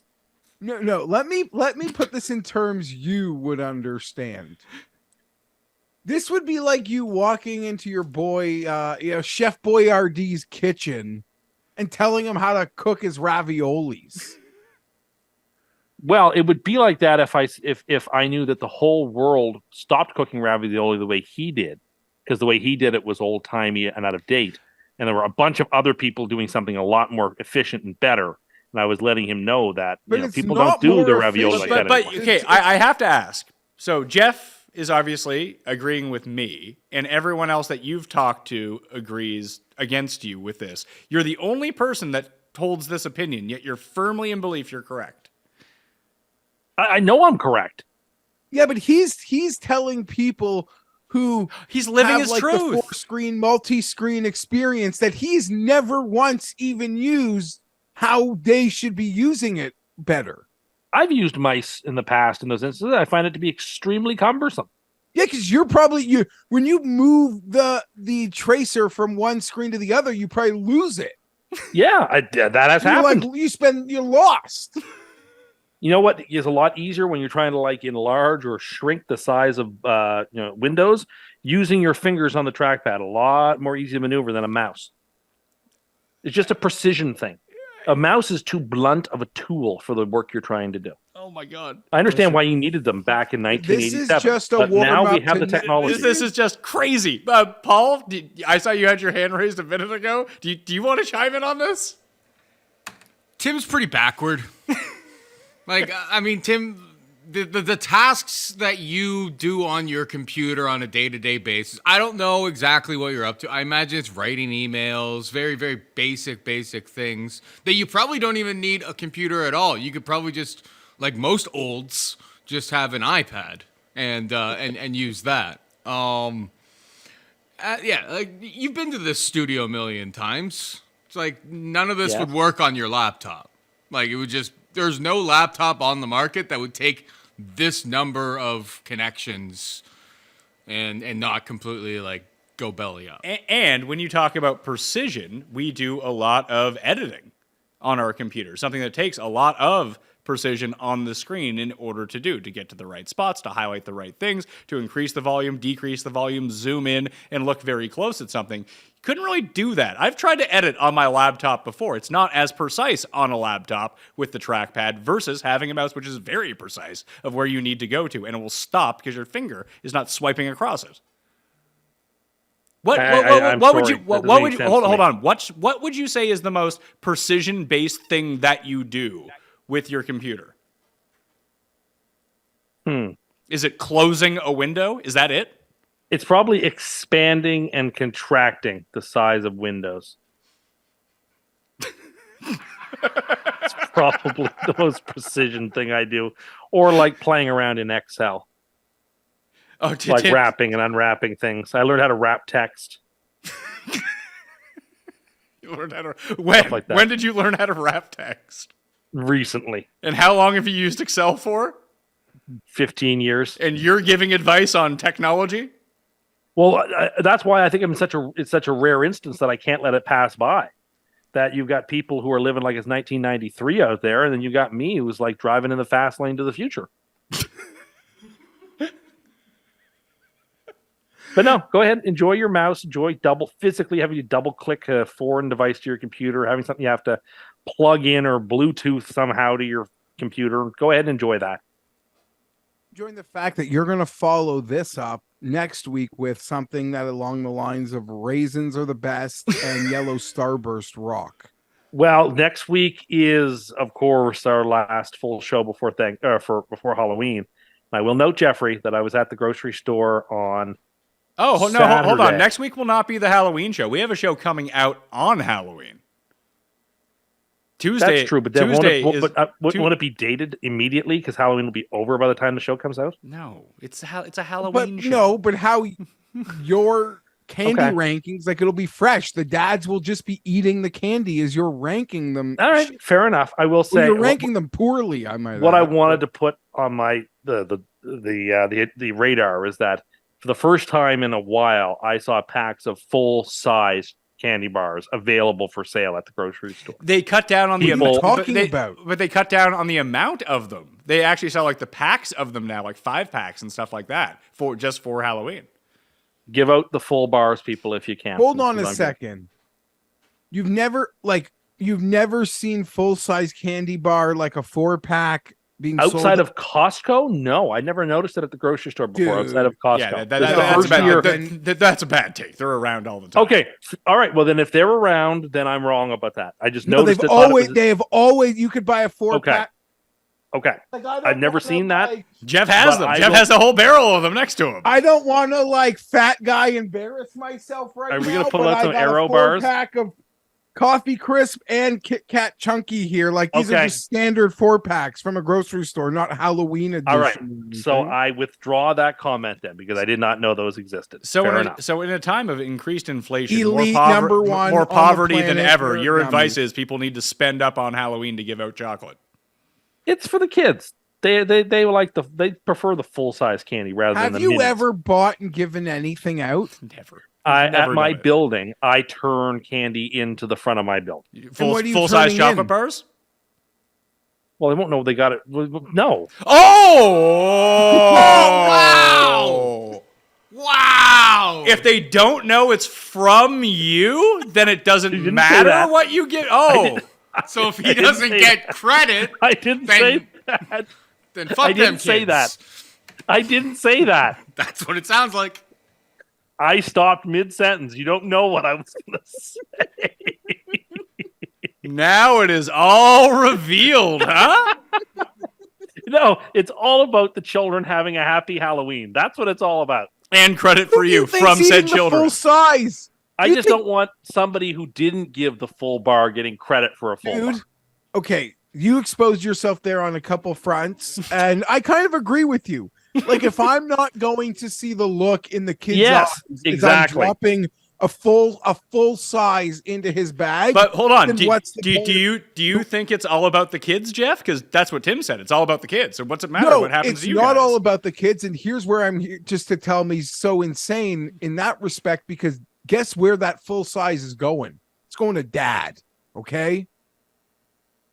I don't think that's true. I don't think a dad would take the full-size bar out of the kid's bag. No, with the kid knowing that the full-size bar is there. Yeah. Yeah, he gets all- Or it's a Jeff, trade. Jeff, you're not thinking about all the people out there. Like, think about people like me who grew up without a dad at the house where I would go Halloween. Wouldn't you? I still have it. Wouldn't the savvier move, Paul, or sorry, Jeff, be to like take 5 Mr. Bigs, little mini ones, rather than the one full size?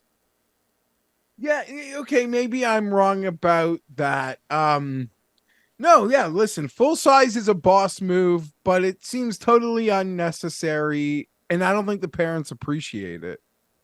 I can tell you that I do not appreciate it for the age my kids are right now because it's just too much candy. It's too much chocolate. Like, I wish there was a place that we could go to dump out 95% of their candy and give it to someone else towards the end of it because we just have too much candy Tim's around. house. Yeah, give it to Tim. Yeah, but he'll be triggered that it's not a full-size candy bar. I stand I by mean, what I stand by. I'm sure if you brought it to like your football Sunday hang, it wouldn't last long. I'm but- pretty sure Well, I but could be it's- wrong about this. but But most friend of the show, Bronstetter, is a full chocolate bar guy. Yeah, Really? he's a mensch. Yeah, he's a Bron- top, Bron- he's a Bronstetter? top gent like that. I mean, I think Aaron Bronstetter goes to the Jeff Fienberg School of $5,000 a plate dinners, Tim. No, he doesn't.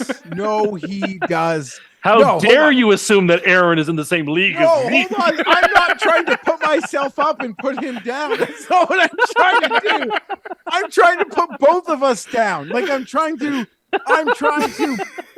I mean that to bring this all down together. I didn't mean that. I just meant like that rhetoric is incorrect. Well, Tim and I were discussing. You know what? Wait, Maybe no, for a hold on. bit, Tim- like, I will call the host, and I'll. Tim's afraid to put people on speaker. I will call the host and ask how much it was a plate. Well, see, that's the thing. That's the conclusion that I ended up drawing from all of this is that since you were a guest, you don't actually know how much it cost. Yeah, I don't, but I've gone for brunches there before, buffets where it's like it's nice. It's expensive. Like it wasn't cheap. It was a nice dinner, but it wasn't like political fundraiser, a plate type sort of.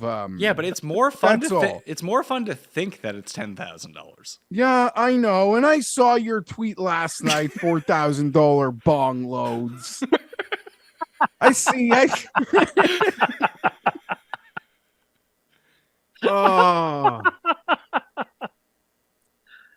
No, Bronstetter, yeah, he's full chocolate. Listen, dude gives out full chocolate bars. You can take that to mean what you will.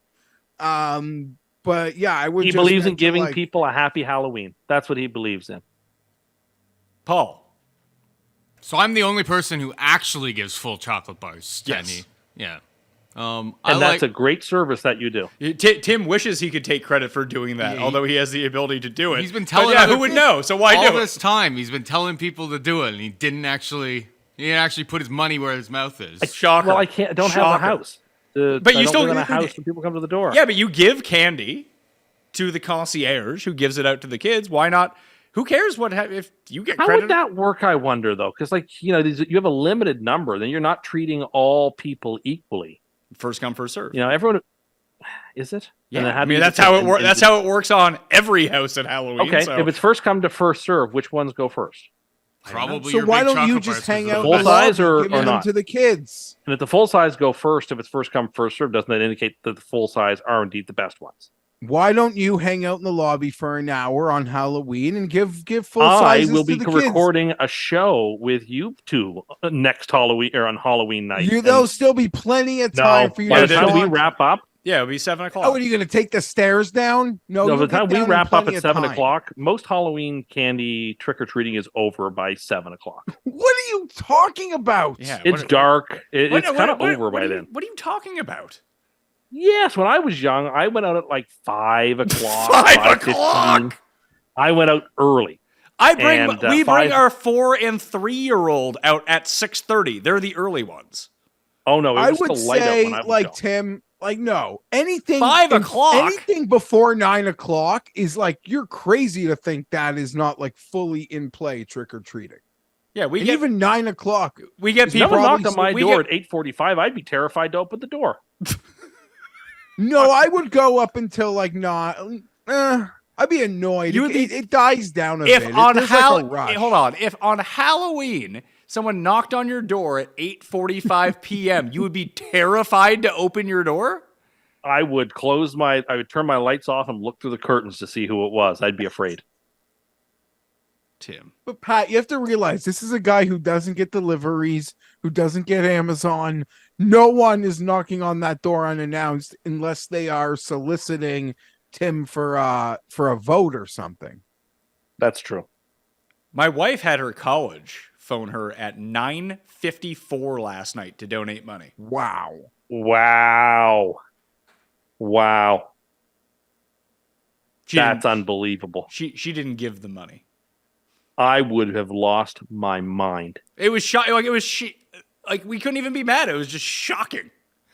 Yeah, it's like, do you know what time it is? And it would be one Like, thing it's like, different if you went to college in like Yes. Vancouver. or if we were And they were- or if we were somewhere else and the time zones didn't Correct. match, but we literally are like 20 minutes away from the campus. Outrageous to call it that time of day. It's crazy. That Craziness. is Imagine Yeah. colleges trying to get money from you. Please, I gave you my fucking money. Wasn't worth it. Wasn't worth it the first time. What do you need more for? Good God. Anything else, Cust Corner wise, or are we good till next week? I think we're good till next week. Can we do? Should I tell you what my Halloween costume is going to be? Oh yeah, I'd like to know it. Is it Psy Gangnam Style? No. Okay, it'll probably make you guys laugh because it's like really weird and random and it'll mean nothing to you. But to my friends, it'll be an inside joke. And The best I- costumes that nobody gets. no, if you're going to a house party with your friends that your Yeah, buddy that's is different. throwing from Yeah, that that's crew, listen, the number one, when you're going to if you're going to like a true general population Halloween party, you don't want to play in the callback genre. But if you are Halloween partying with your friends, the number one genre to costume out of is the callback genre. And by callback, I mean anything that your friends would know instantly and a memory for the group you are with would be hysterical. On that note, and it's not even worth explaining, but I'm going as a chicken ball, Tim. A chicken ball. A chicken ball. That's pretty awesome.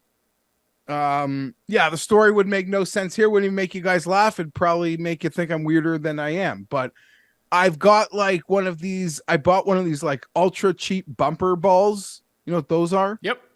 No. You They're don't like- need, you don't need I to don't even explain know how to it. You explain them. just move on with the story. Yeah, that's all. And then you know, like the paper where like a kid will like sketch himself in kindergarten. I'm just Yes. wrapping it up. That's just a chicken ball. There. That's my costume. I know. That's all.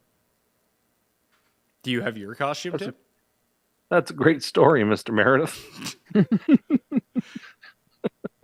I felt like I said I was going to go as something. Now I completely forgot what it was, which is unfortunate. I don't know. Someone I don't remind think me. I should go as Paul Bearer. Dude, you kind of look like That'd be Paul. good You know for who you. else you look like? You look like the guy from the Goonies. The "Hey, you guys!" With Oh my god. you kind of look like that guy. Like not like look When like I him, but you was could young pass at as him. baseball camp. The counselor said I look like that guy. I mean, you should just go as Lord of the Rings guy every year, or Rudy. Samuel Ganji. Yeah. Yeah, that's Okay, nerd. Yeah. Fuck right off with your Lord of the Rings. Get a life. Sorry, Mr. Patrick. They should have just let Sauron have the ring. Hate those fucking movies. Hate those fucking books. Hate those fucking movies. The worst. Ugh. Did you watch that TV show that they had, Tim? I heard that was terrible. The animated television show? No, the one that cost like $3 billion that came out last year. Oh, On Amazon. God, no. No, I didn't. Oh, no, I don't have the Amazon. No.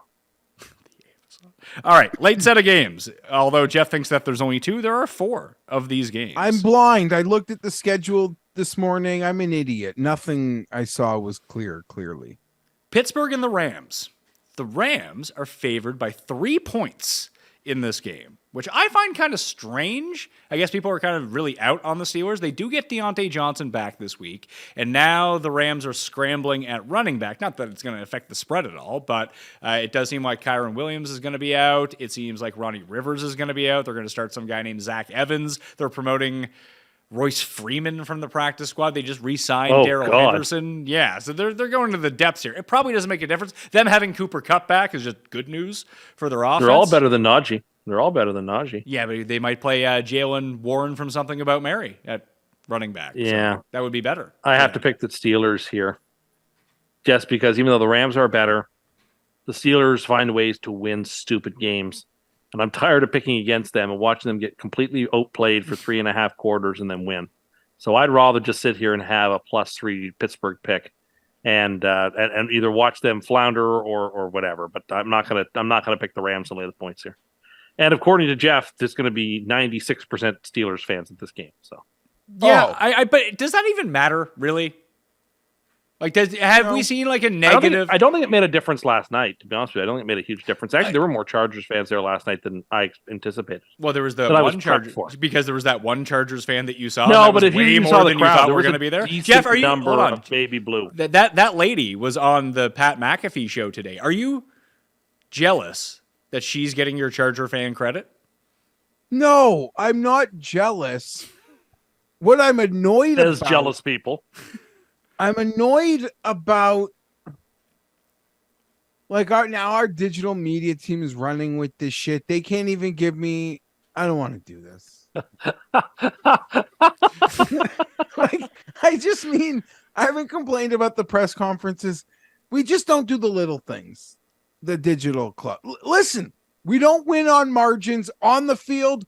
We don't win on margin off the field. We do a lot of nice fancy things with the digital and some anime, but I don't care about that. I don't care. Last year, Pat, there was some like 9-year-old boy in the stands, take his fucking shirt off and swing it around. They made him into a goddamn hero. This year, it's this little lady. Like, holy Geoff fuck. wishes it could be him. Yes. No, clearly. I don't want it to be me. I am in no. I don't want it to be. Firstly, you think it's like this would be this whole. Now, I used to, I don't know, show emotion watching the games. I used to show a lot. Now I literally just sit there like stoic. I'll stand up. I'll be like, yes. Or I'll be like, oh man, we're stupid again. We suck again. But this whole like facial expression and adventure. Well, we're talking, yeah, she's real. I guess her being on McAfee proved to, if she didn't go on McAfee, I still would have been one of these people. I don't believe this is a real thing either. Because you're the only Chargers fan. Do you think that she's friends with? No, like, I never thought that. Do you think that like she like is really in with Spanos' daughter? Oh my goodness! See, Imagine that. exactly. She Imagine- doesn't and- have DMs. She can't DM head of football ops right now, but she Imagine if- probably glad hand and say sweet nothings. If I don't have Antonio anything hangs nice. out with her at the Hall of Fame ceremony, I don't then have. She probably wouldn't be there. I don't have any sweet nothings to say to anybody. I don't glad hand anything at the moment. No, I'm not jealous. I'd be jealous if they like randomly went to Canada and picked a fan and that wasn't me. But no, I don't know. These people acting weird at the games, but then our social media glom onto. Just like, give me a team. What a fucking team. We'll come on to the Chargers when we get there. So to roundabout back to my point is, have there actually been numbers that show that there is like a critical disadvantage? Like, do they lose home field advantage? Like, is their performance any different than like what the baseline would be for a home team in these Los Angeles games with all of the other fans there? Or are they just so used to it, like it doesn't make a difference? I can't speak to the Rams other than the Rams crowds are just as bad as the Charger crowds. I don't know. All I could say is no, I don't think it makes a difference, Pat. But when you lose literally on the margins, we always seem to lose on. Feels like anything, like just, I don't know. It doesn't help. It certainly doesn't help. When we look at last night's game, for example, referees historically do not call as many penalties against home teams as road teams. Like, there's really good research to show that in sports. Yeah, but And they the know fact they that can the make the Chargers crowd got pop. so exactly. There's a, I mean, the Bills don't get called for that PI on that last play. You know, the game's in Buffalo. If that's in New York, maybe it does get called. It's little stuff like that. It's very hard to quantify, but there's research to show that the referees can be influenced by home But crowds. okay, but to Pat's overall point, like to me, like on the road, it's more about just the travel, the hotels, the home team is just in their familiar surroundings in their locker room. I could make the most pathetic example now, but it would really just embarrass me. But I love golfing at my home club. I don't like golfing at the other club. I like my cup of ice chips. I don't know. I can't get what I can get. Like and I'm a delicate loser, fragile bitch. So it's the smallest little things will throw me out of my element. So I'd be horrible on the road. These guys are professional athletes. I'm sure they're fine. We have But I free think it's water just and those ice little- chips at our club too, and I love it. Oh, good like hospital I love quality ice like I love a good like Chick-fil-A, man. Those ice chips. Apparently you can they sell it. I swear to God. You could like buy a bag of ice from Chick-fil-A. Did you just compliment hospital ice chips? I just like yes, ice chips. They do it right. They do it right. I know what he's saying. I'm sure there's higher quality ice chips, but I just mean, yeah, even when you're at the hospital, like it's the okay, let's get some ice chips here. I don't know, man. Love a good ice chip. But I think your point is well taken, although I think it's different for athletes because you're so conditioned to the routine of going on the road, playing away from home. And most people, it's like when you go to college and go play, like you're at home on campus, but like you're away from your actual house. That I would guess for a lot of athletes, physically being at your own house is probably far stranger than being on the road at a team facility, whatever it might be. yeah, you're not wrong about that, but who played last Thursday? Bears, Commanders. I didn't finish it. It was in Washington. Watching the post game from the Bears locker room. That place is a fucking dump. And by Bears locker room, I mean the visiting locker room in Washington. That place is a dump. Looks like they're sitting on stools. Literally, I'm sure they're getting shot on in that room. I mean, that's a literal joke in that building, but yeah, I don't know. Easily to just be thrown off your vibe, not in a comfortable space. But that's the little things. To me, that matters more than like crowd, I think. But I don't know anything. Well, I would just think that if you're so used to having an opposing team coming in that you like, if you were in a hostile situation that you weren't expecting, you probably weren't working on silent counts and hand signals throughout the course of the preseason or the week or whatever it might be. But you just know that's like a part of what you have to experience at your home stadium, and then you just adjust to it pretty quickly. Yes. And you're not wrong, Pat. And as pathetic as this sounds, because the Chargers will never get into the game of significance that I'm referring to, but I am dumb enough to believe that playing essentially a lifetime of neutral site games will have us more prepared, God willing, if we got to the ultimate neutral site game ever at one time in our life. Knowing your luck, if the Chargers ever did make the Super Bowl, it would be in the home stadium of the NFC team. That's always a thing. Or they'd get in the state like when they go to Chicago for the first time, when the Bears have a brand new stadium built in 9 years or something, and we get caught in a blizzard versus the Eagles. Miles Gaskin has also just been signed to the Rams' active roster. So they got real problems at running back. I, too, am fine. I mean, Tim and I agree. I think we have exactly the same picks after the first two. Oh, dear. So far this week. I think all three of us kind of do. But I like your logic on Pittsburgh. They just continue to muck it up in these games. And the Rams aren't great. Like, they're not. I think they're sort of like how people think that like Atlanta is, well, people think Atlanta is good, but like I think the consensus would be that Atlanta is like slightly above average, whereas I think that they're slightly below average. I kind of have the inverse for the Rams. I think they're slightly above average, but they're not good. And the Steelers, maybe the offense looks a lot better with Deontay Johnson. Who knows? Also, the Steelers have played really good defenses. I know the Raider game, that weird Monday nighter, would be the one maybe outlier, but Baltimore, Cleveland, San Fran, these Rams aren't that. They've also covered 16 of their past 25 as an underdog. They feel like a good underdog team to back this year. I'm surprised they're not. Tomlin, I could find you a number I saw, Pat. It was mind-boggling. I'm shocked they're not in your teaser, 55 and Tim. 30. Tomlin, ATS as a dog, 55 and 30. Are they in your teaser, Tim? No, they are not. Okay. The Rams are undefeated as favorites this season. They are 2-0 against the spread. Yeah, who are you taking, Geoff? I'm with Tim. I didn't even need to break down the game. He kind of everything Tim said was kind of how I see it. All right, so round to Pittsburgh. The coin could have if we have a bad week, the coin's going to be up by like 20 games on us after this week. Arizona and Seattle. Seattle's now an 8-point favorite. Since I am the only one remaining in Survivor, I will tell people this is my Survivor pick this week. Will be the Seattle Seahawks. I don't know when else I'm going to get to use them. Even in Restart Survivor this week, outside of the Bills, they are the second biggest favorite on the slate. Once again, if you want to join the Restart Survivor League, hit the description. The link is right there. LeagueSafe.com/PME if you just want to type in the hyperlink.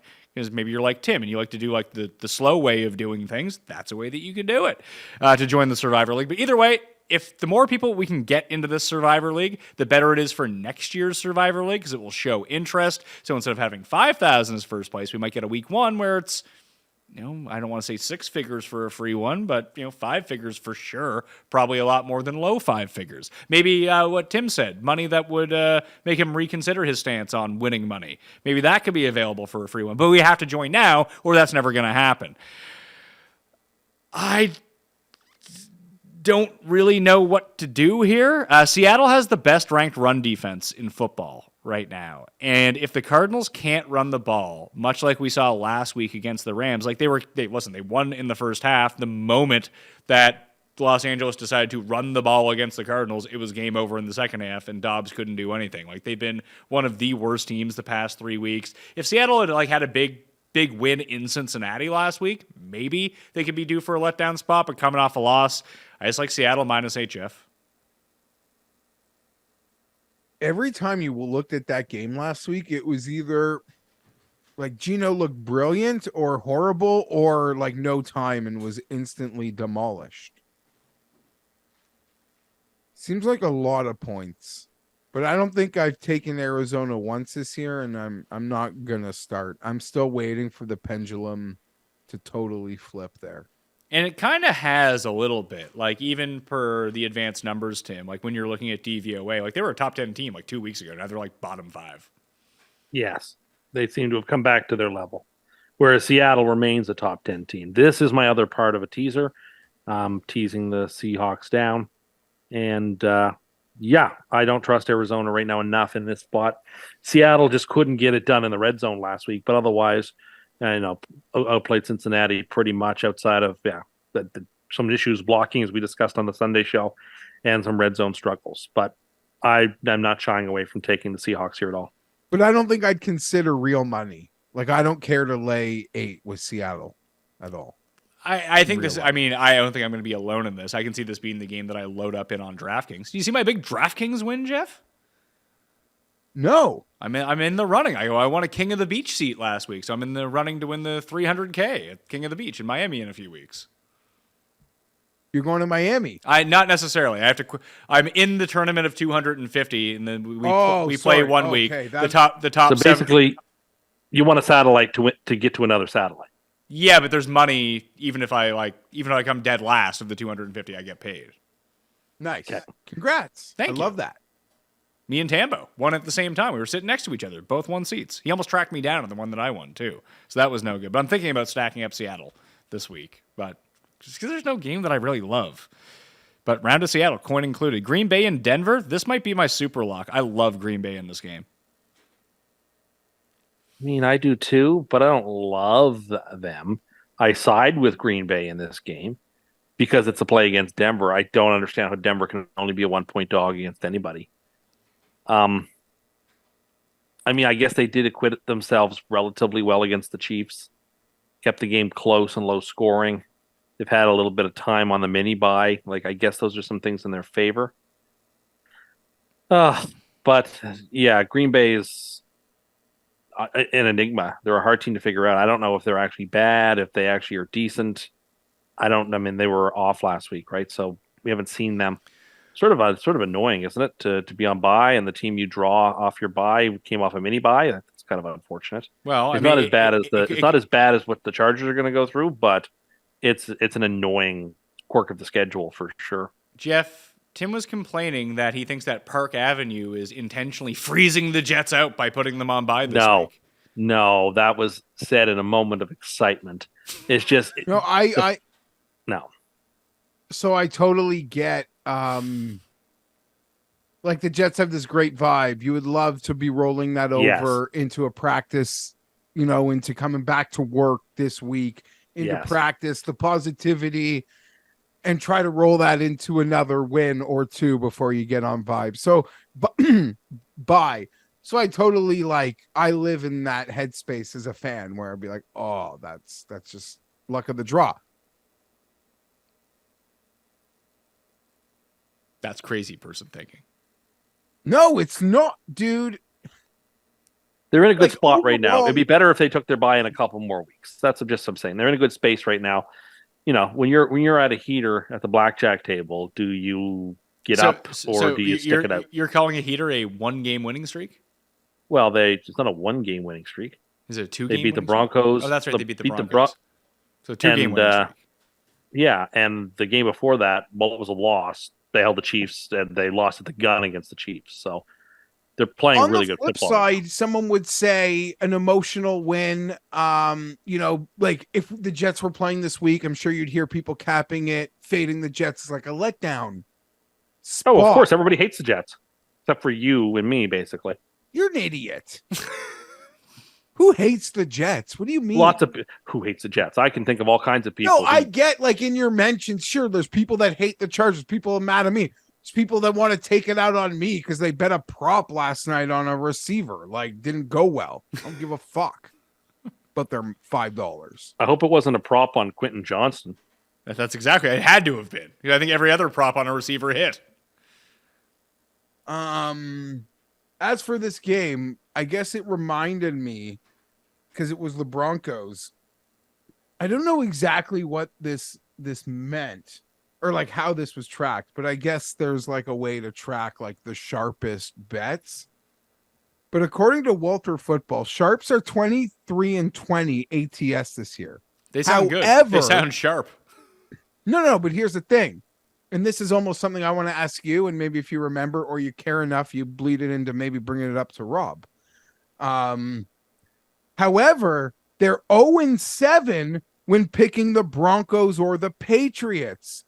Excluding those teams, they're 23-13, which is pretty much 64%.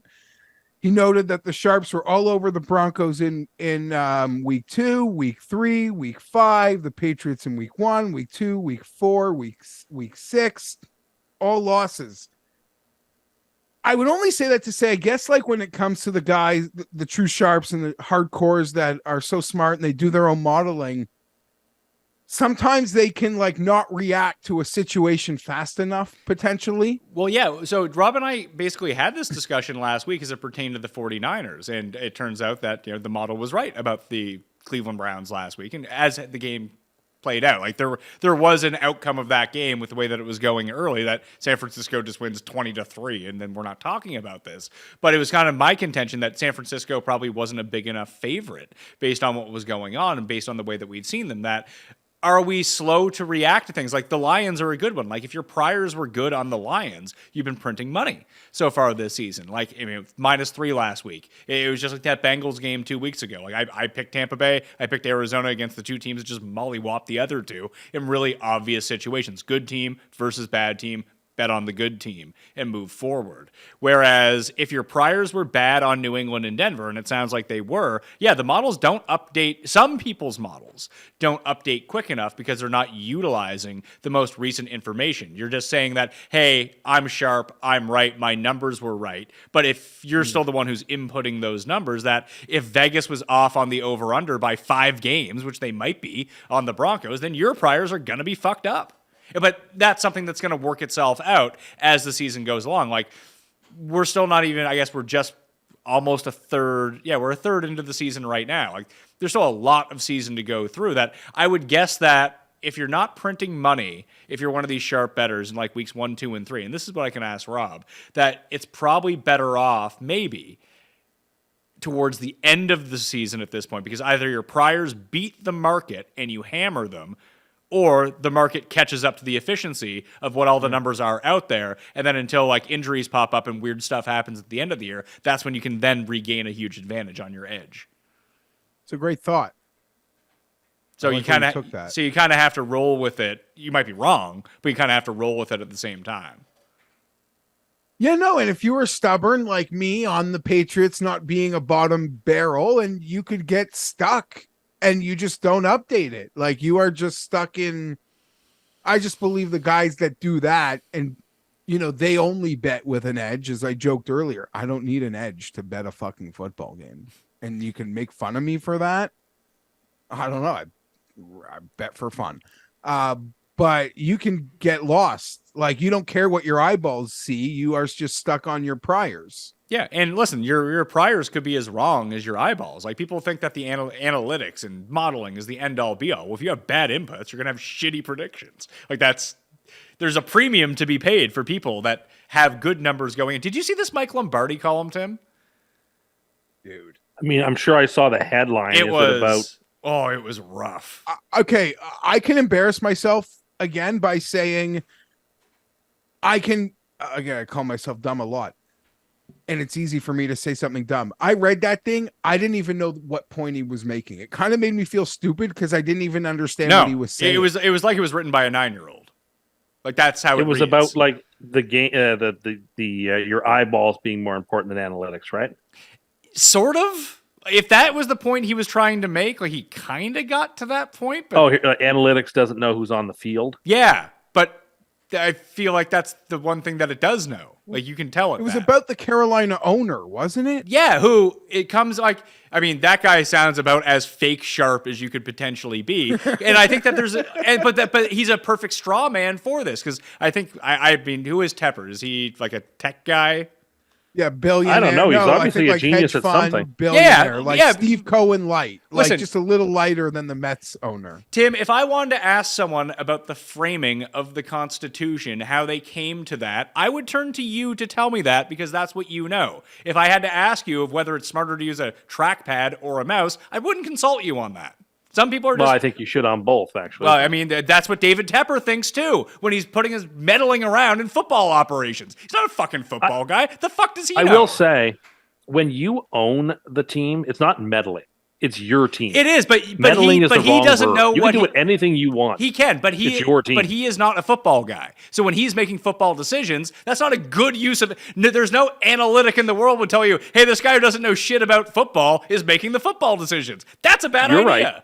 But it's his team. He can do what he wants. Yes, but if you're going to argue that analytics are stupid because this guy uses analytics, but he's an owner who's telling his football guys, no, I want this guy as the first pick, I don't know what point you're trying to prove. Look, I'm not here to defend that argument. I believe strongly that analytics has a lot more value than any drawbacks. I'm very supportive. Yeah, but let's be real. If Tim owned, go ahead. If guys like me or Tim own the team, you're never... damn right we're having meetings. I would be Jerry Jones. I'm the GM and president of my team, and I'm drafting flashy players, and I am going to give press conferences with my opinion about things. You better believe that if Geoff or I owned a team, we would not be shrinking violets in the back. I would demand like a weekly meeting debrief of what happened in the game and have my questions answered. But no, I don't think I would like to think that I would just want to hire Like even when it comes to football, so come here, I give my I opinion would be to have like- fun, but when it's actually time for me to bet real money, like I'll bet with my gut, but the majority of my biggest bets are going with the smartest people in the room telling me where I should bet. to be Sure. I honest. would be Lou Lamoriello, firing my coach mid-season, year after year, and taking over on the bench until the next season. Or you would make yourself head coach. You better believe it. If it's my team and I own it, and ultimately the accountability is me, and the profit and loss margin come down to me. If I want to run my team, I'm going to run my team. If So you don't do like think it, you're go an somewhere expert else. at everything. Not an expert, but I mean, if I'm firing my coach, I figure I can't do any worse than that guy.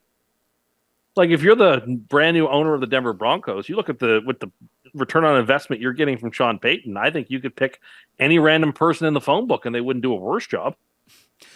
So I think it's just a bad argument to go against the Panthers because I do believe, Yes. I mean, from everything that came out, is that the analytics team that he hired to listen to was basically like Bryce Young isn't the pick. And we don't know if Bryce Young's a bad pick or not. It's 6 games into his career, and he already missed one of them because he was banged up. I don't think this is a judgment call on that. It does look crappy that CJ Stroud is playing so well, but based on the priors that the analytics would have told you about the height of a player, the weight of a player, the arm strength of a player, all the measurables that you have, that you shouldn't take this guy number 1 because he would have to be an outlier to be number 1 pick worthy, where the profile type of someone like CJ Stroud, based on his size, his speed, his arm strength, was just much more of a projectable NFL player. I mean, it's the same reason when you look at Tua versus Herbert, Geoff. Like, when you look at Tua and you look at his measurables and you look at Herbert and look at his measurables, I know that people love Tua because he was so good in college, but when it came down to it, it's like, oh yeah, Justin Herbert. Like, he looks like a guy that's going to be great in the NFL because everything that he measured out to be is going to be really good. I have a hot analytics take, though, for you. You ready for this?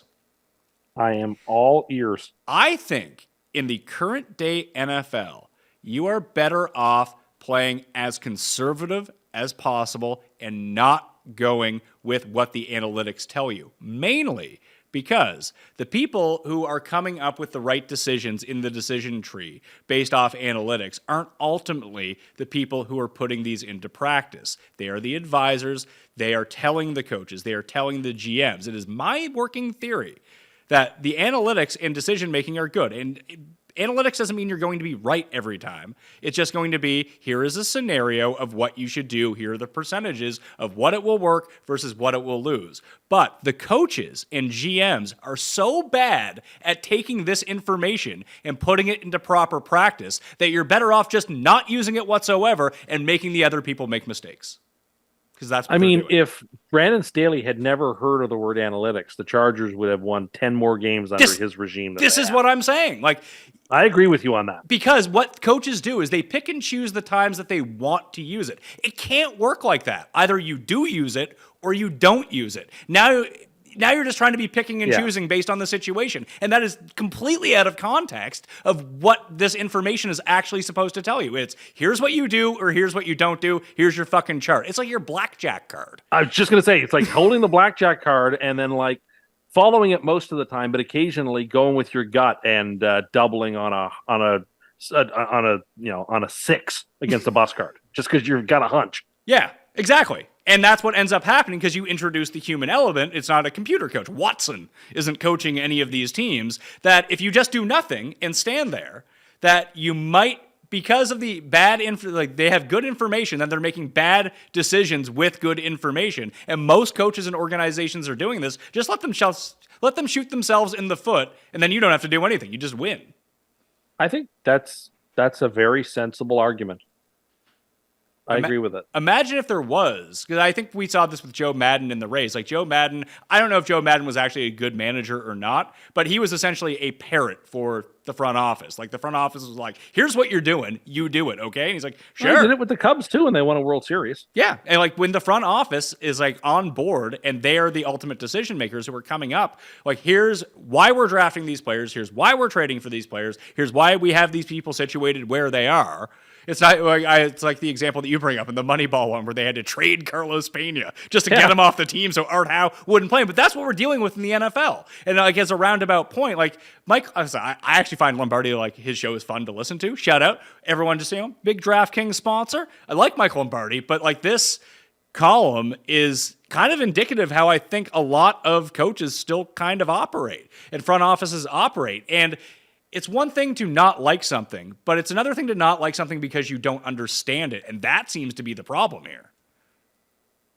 So I kind of agree with everything you said. And maybe that is why sometimes, Pat, when the Chargers are in like a 3rd and 8, I'm just like, just please throw beyond the sticks. Like either get it or don't get it, but don't get it to 4th and 2 and make this fucking coach make a decision again where he's flip-flopping. That's why we love Brandon in year 1. 4th and Staley, even though it backfired in the end. Then he became a little bitch boy flip-flopper monorail motherfucker. Bitch boy flip-flopper monorail motherfucker. Okay, I should write that down. It's just, if you take the decision-making power out of these people's hands who make bad decisions, then it only seems like a good decision for you. Like, how many more games do you think the Chargers would have won the past 2 years with Marty Schottenheimer as their coach? Oh, what I would give R.I.P. Marty. Head ball coach.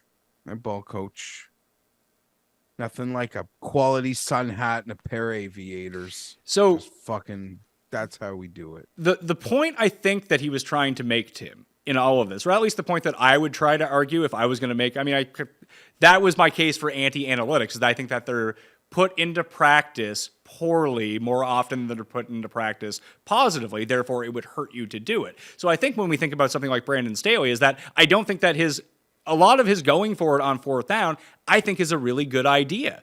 I think that the bad in practice part is what the analytics can't do as a predictive thing before something happens. It can only analyze it after, is the play selection and the play call and the defense that you're going up against. If we had a better way to tell coaches which plays that they should be running, they're effective plays that actually generate win probability, instead of running the stupidest fucking plays possible, then we'd have a different discussion. I think that is mainly the point that people should be trying to make here, is that, yes, just because you should go for it on 4th and 2, and the numbers say you will get it, well, this guy's an idiot, and he's going to call a bad play, so maybe they shouldn't go for it.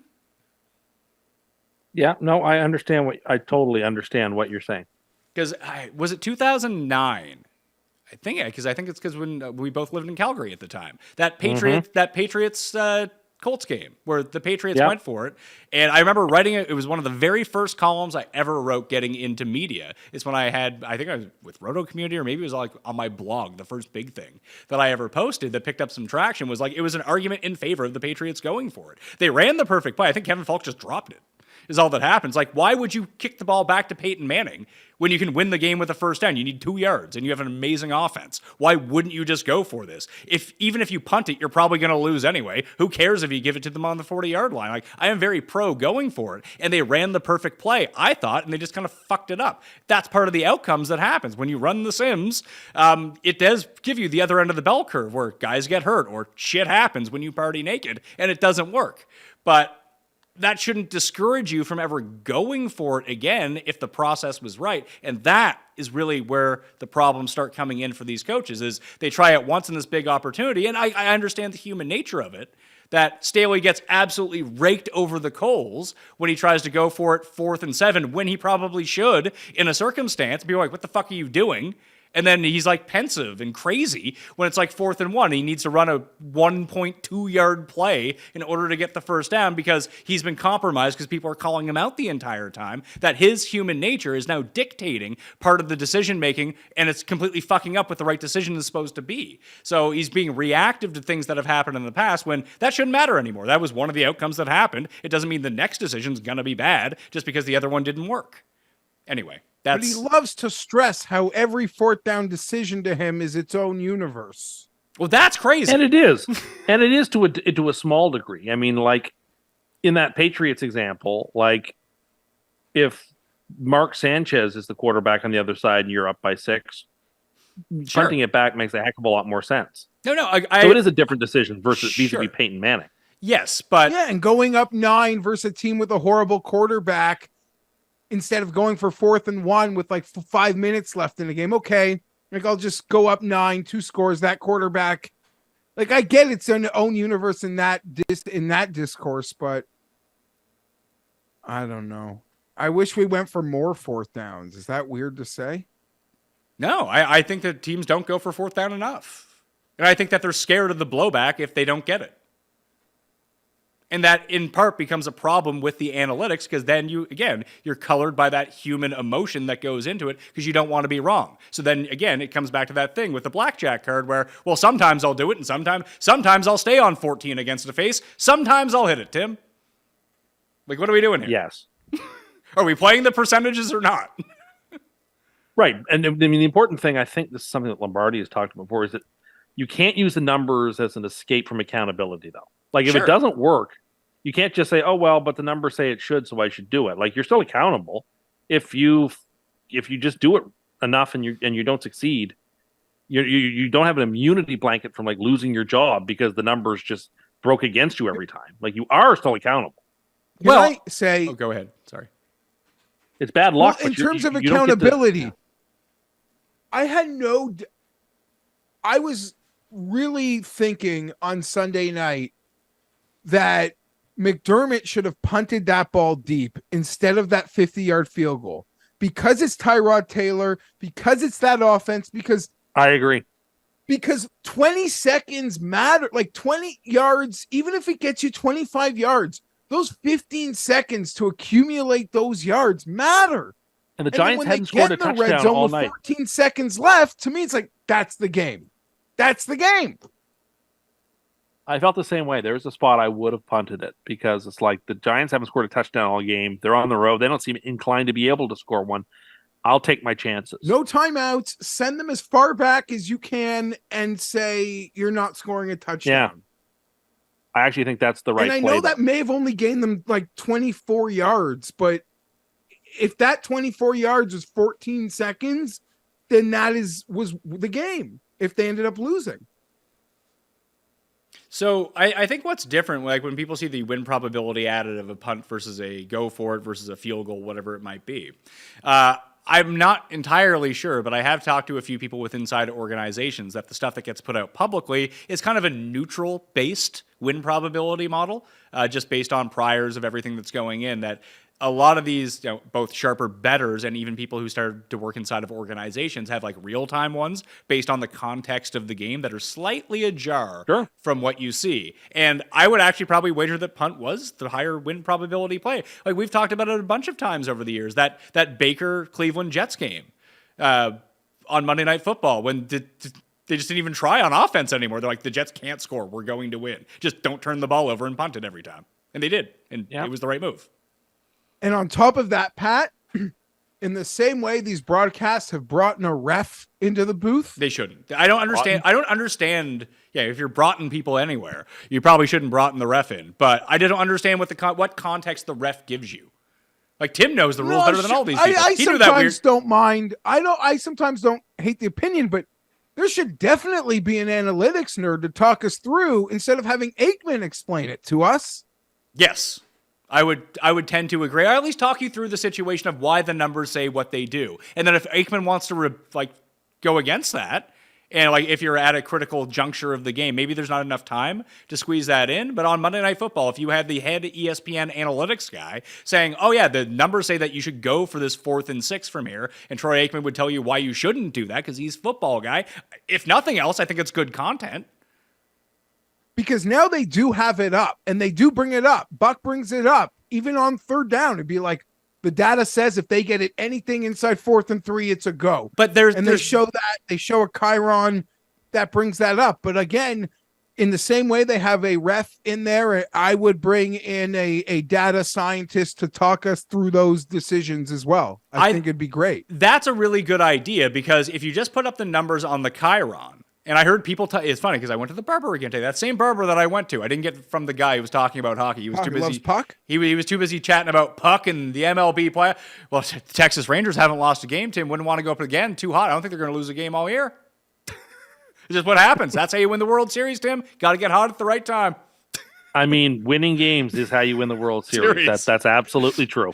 But they were complaining about the amount of sports betting coverage that is on the broadcast because it's so brand new in Canada. At the same time, like these hockey people like don't know what's hitting them. But at the same time, it's not integrated into the broadcast in the right way. And I kind of feel the same way about analytics because, I mean, I don't want to say it goes part and parcel with sports betting, but I think it's done properly. I think it's in the same realm.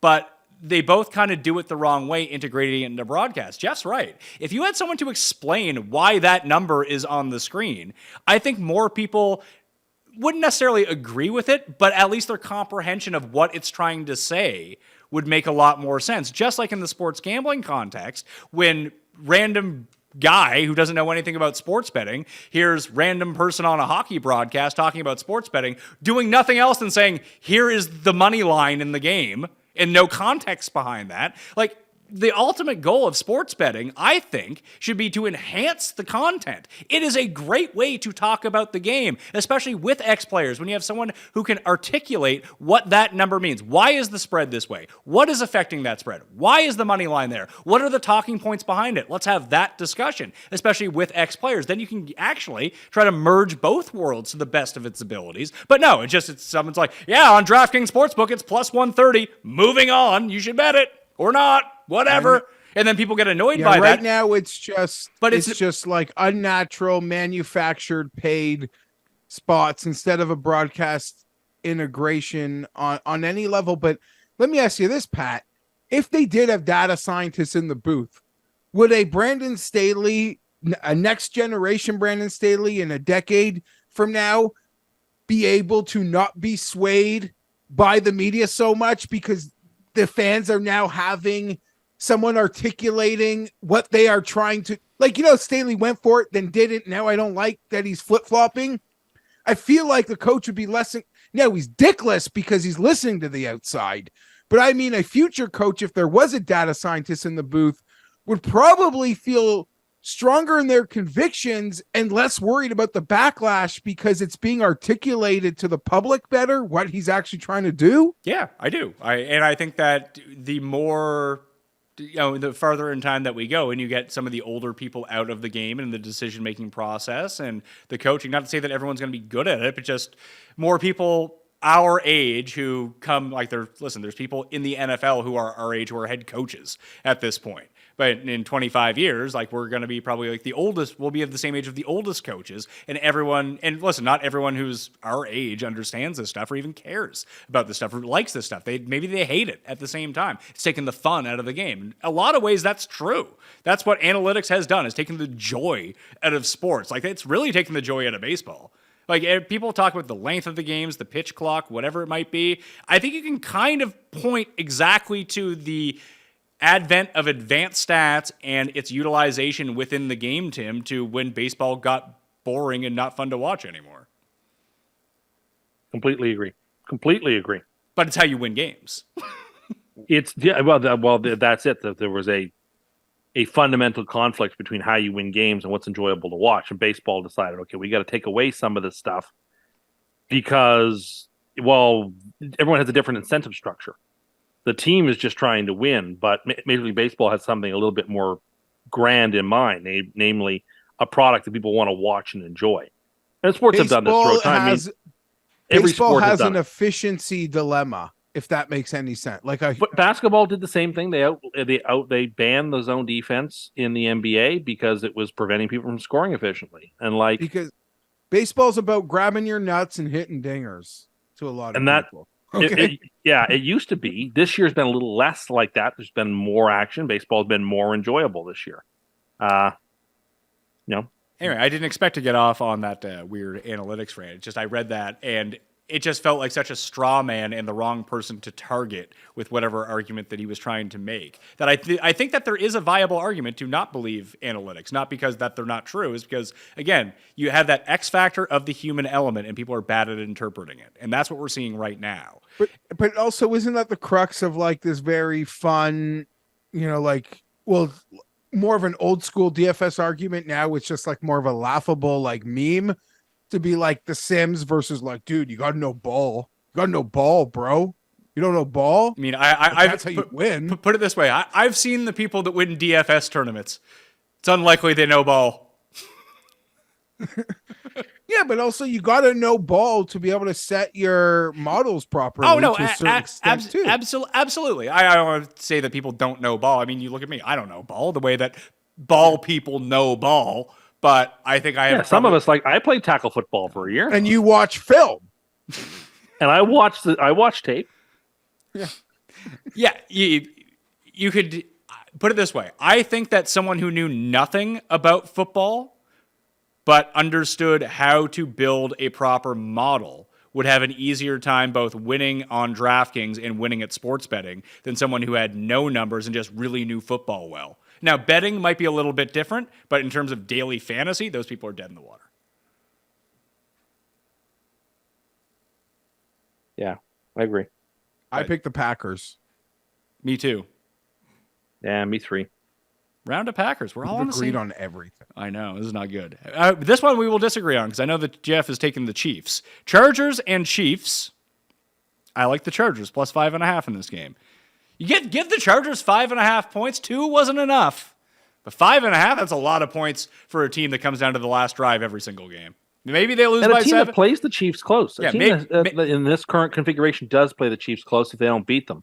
Maybe 5.5 seems way too many. Yeah, maybe they lose by 7 and we don't win this, but it's coming down to the last drive either way. And just whether Herbert decides to throw an awful interception or not to lose.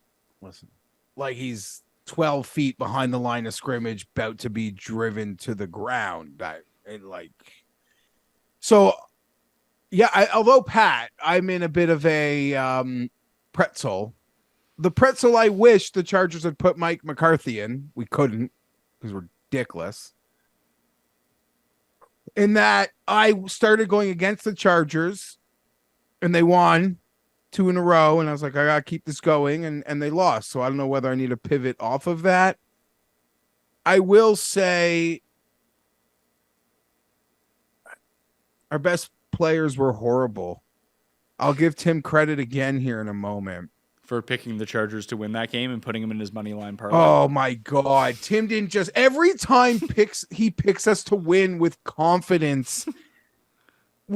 Our record when Tim picks us to win with swagger, we've got to be 0-7 in like such crushing fashion. Our best players truly just let us down last night. Herbert, as I mentioned, was horrible in my opinion. I love the fact that he's realizing his legs, like, let's use that more. I love that. I love that so much. He's got to just step in. Like, there was not pressure on the plays he missed to Keenan, a couple long shots, but he was feeling the pressure because the pressure was on him a lot. Rashawn Slater gave up more pressures than he'd given up all year. Without Corey Linsley, we're nothing up the gut. I mean this. I swear on my life. I swear on the life of my children. At least this is how I see it. So I'm only saying what I believed to be true. Before that game last year in Indianapolis, I literally have no memory of Derwin James being a dirty player. Tim cites the fun. It's more of like a fun play with Kelsey that they both laugh about. Even in off season, they were on each other, like did a podcast together. Some Kelsey body slam. That's not a dirty play. I have no memory of Derwin James having this history of a dirty player. I got mad last year after the Colts game when Tim went on a rant that he is a dirty player. And I'm like, what happened in that game was dirty, but there's no track record of this guy being dirty, in my opinion. Ironically enough, since that game, he has become a dirty player, an undisciplined player, a player who is guaranteed to do that 1.5 times a game. And it can't happen. It has to stop. And he's not just taking penalties. He's not making the plays I need him to make. So I can't. He is unequivocally now a dirty player. It's just time and time again. And it just seems so unintentional. And I wish he was meaner. Because I said we need some fucking bad apples. Like, I need a guy on this team who will rob a donut store. I don't know. We need bad apples on this team. There is too much good guy fucking culture. But he's got to chill out. I don't know what is happening there. It's the same fucking thing every game. It's the same penalty. And the refs there are was a watching for period it. of time. There was a period of time post that Colts game where he would take those penalties, but he'd make 3 plays a game where I'd be like, you can take that fucking penalty. Like, you play on that edge, you can take that penalty. Now, those plays are not happening, and I'm just left with the penalties. And it breaks me. I have On some the other hand, there's not a lot of teams that will do to us defensively what Dallas did. true. But we don't win on margin versus fucking anybody. We don't have to And here. Pat's absolutely right. Whether we have, I mean, it's going to be a 1-score game, but if you're betting the Chargers, you're hoping we're down 12 with 3 minutes left and not 7. Because if we're down 12, we will cover. If we're down 7, we will not cover. You missed the extra point. No, I mean, like, we would cover in that. Oh, you're right. I mean, I hope you win. So there's that. The Chiefs do have one of the worst intra-division ATS records in football over the past few years. Let's see here. The Chiefs are the 5th worst team ATS since the beginning of last season in divisional games. So they do play their division somewhat closely, maybe because they know if they win their division, they're like, yeah, whatever, we'll just skate through this game. I do have breaking news, though, Geoff, about the Chargers.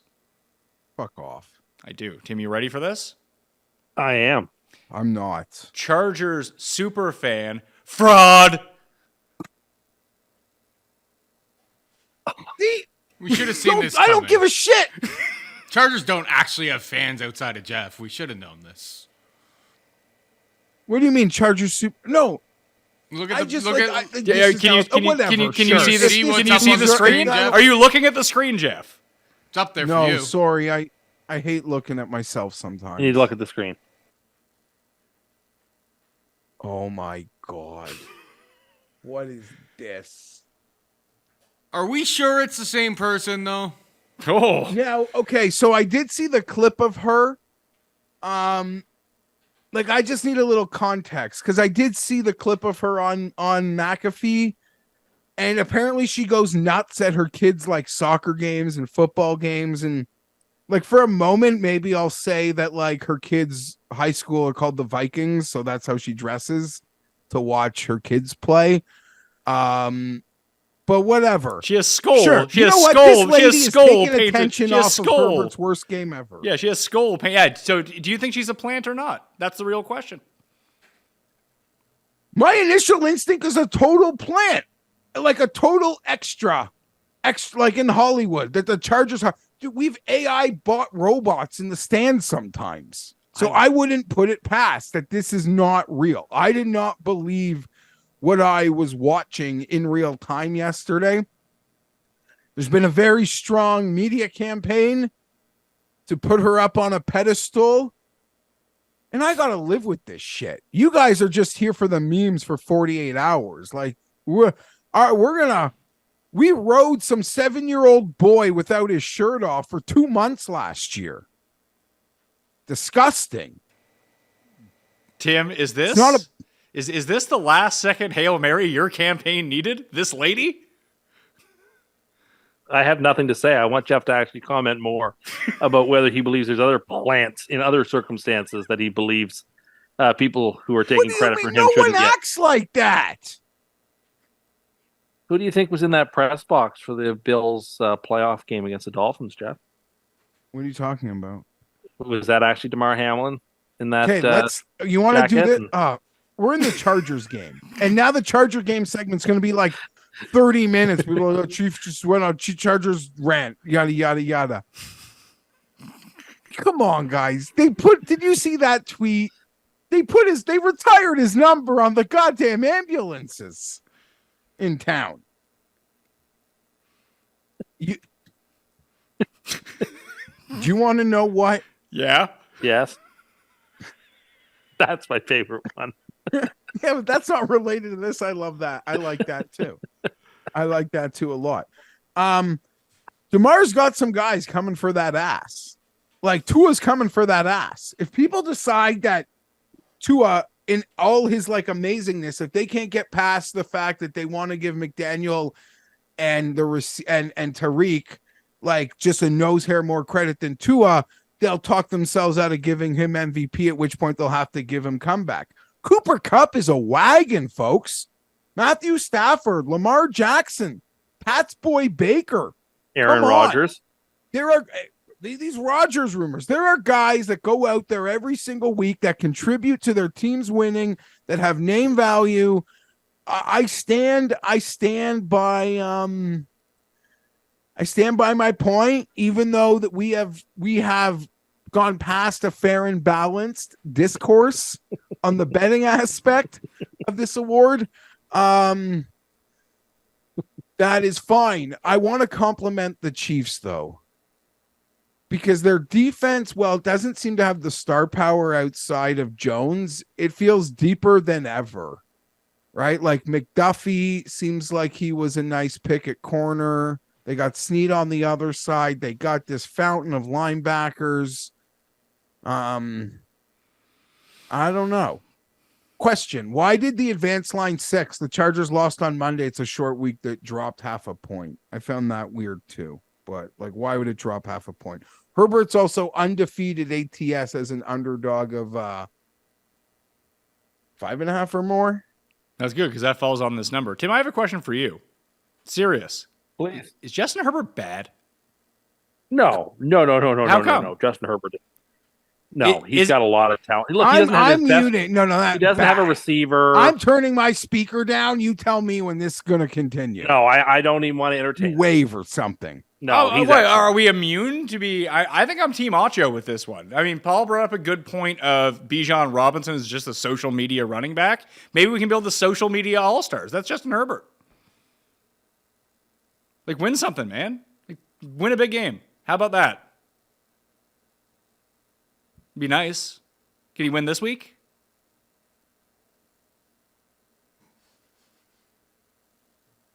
He's on mute. My speaker's off. I didn't hear anything you said, so you can wave if you're stop. If you're if you're saying he's bad, I'll turn the volume down. If you want to have a debate that he's not like the 5th best quarterback in the league, then we can have that conversation. That's a conversation that I want to have. I mean, it's been a while. I asked you the question. I thought you could hear me, but can he just win a big game? Can he do that?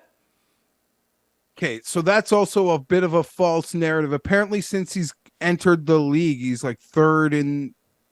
There's some crazy stat. Oh, what in fourth quarter comebacks, or are any of those in games that mattered? Yeah, lots. Every game matters. Oh, okay, I see. No, it's a never. He's as good or bad as you know. Who's number 2 on that list? Because I saw the same list as you. Do you know who's number 2 on that list over that same time period? I don't have a clue. Derek Carr. He's great though. Let's hype up Derek Carr. I don't know. Too. Then that shows that list doesn't really mean much. Herbert's got a lot to prove. Thank you for reminding me about that, Pat. I am sure any defensive coordinator team in the league can watch the tape and know this. But if you wanted to just hire me to give you something, and I'm so confident they probably know this. And anyone who watches games closely will probably be like, holy fuck, I think that Fienberg's right. The Dolphins game, the Titans game, last night's game, all those games, the Chargers had the ball with the chance to go win or tie the game. And what did those defenses do on all of them? And we can't even get off the ground in those drives, is they switch something up.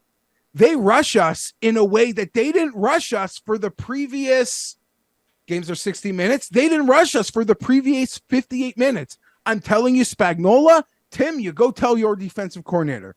When we have that ball late, you just save a rabbit in your back pocket. It doesn't matter if it's an elementary call. If you change up what you've been doing all game and show the Chargers something new, our offensive line gets overwhelmed. We can't handle it. All of those situations, Cowboys, Titans, Dolphins, we can blame her.